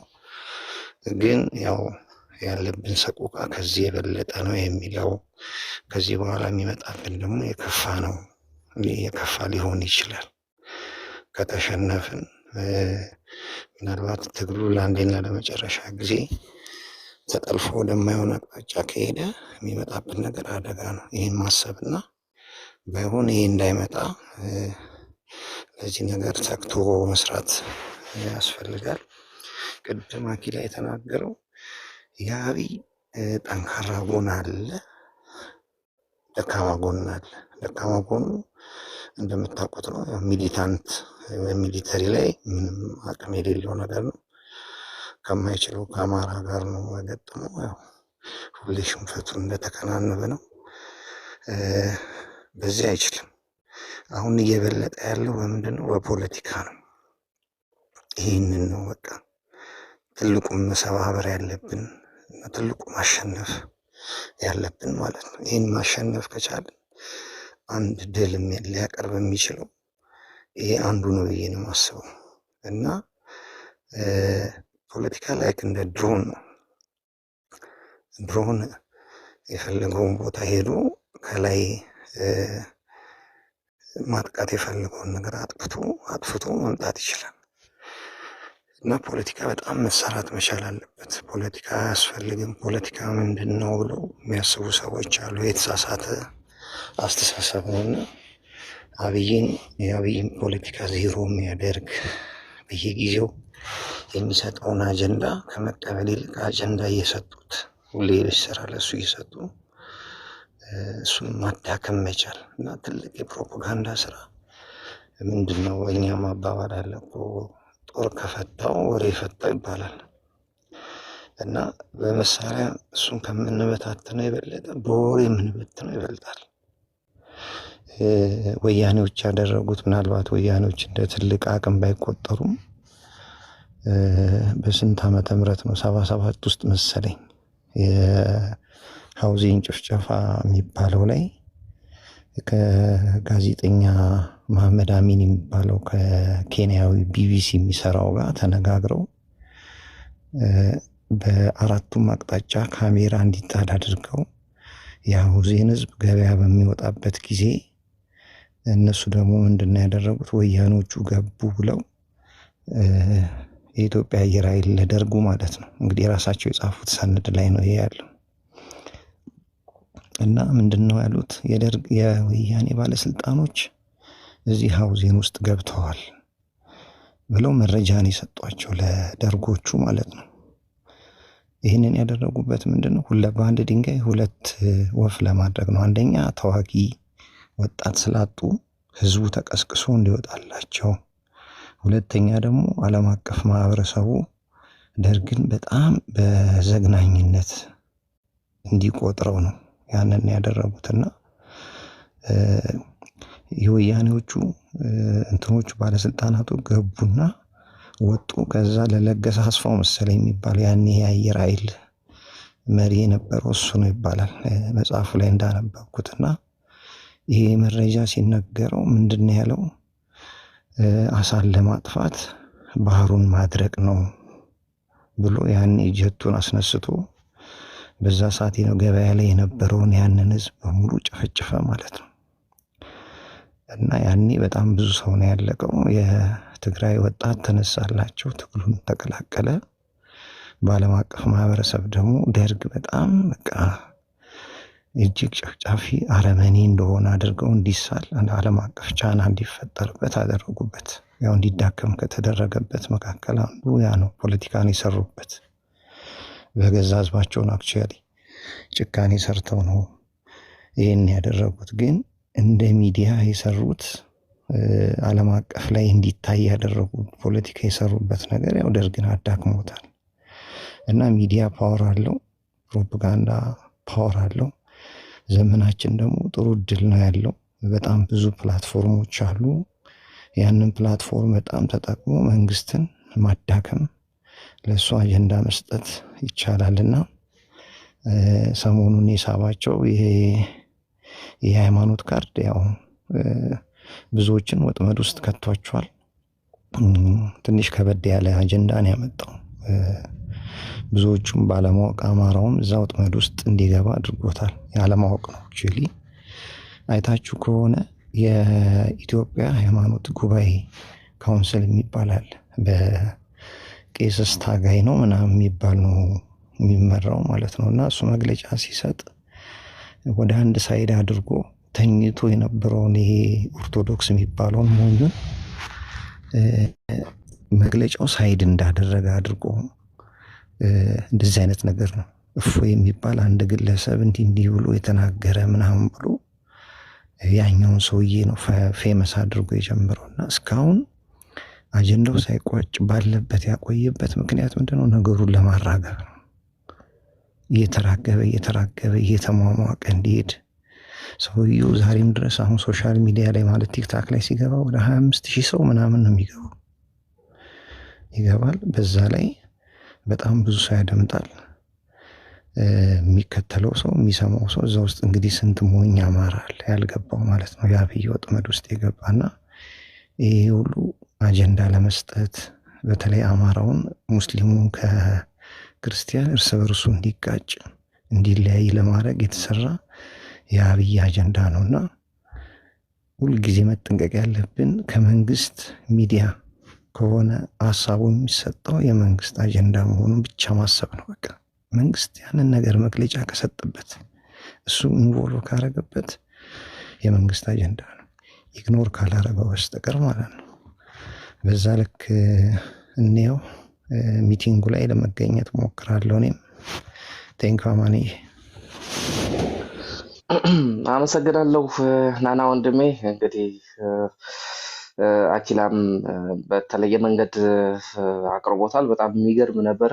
ከዛም በፊት እንግዲህ ሁላችሁም ለተሳተፋችሁ ከልብ ነው የማመሰግነው። ድል ወንድማችንም በእንደዛ አይነት እይታ፣ ናናም ወንድሜ በዛ ልክ እይታ የተናገርከው ነገር በጣም ጥሩ ነገር ነው እና እናመሰግናለን። ፊዳሏን በዛ መልክ እንደዚህ እይታ ትክክለኛ አማራ ብሔርተኛ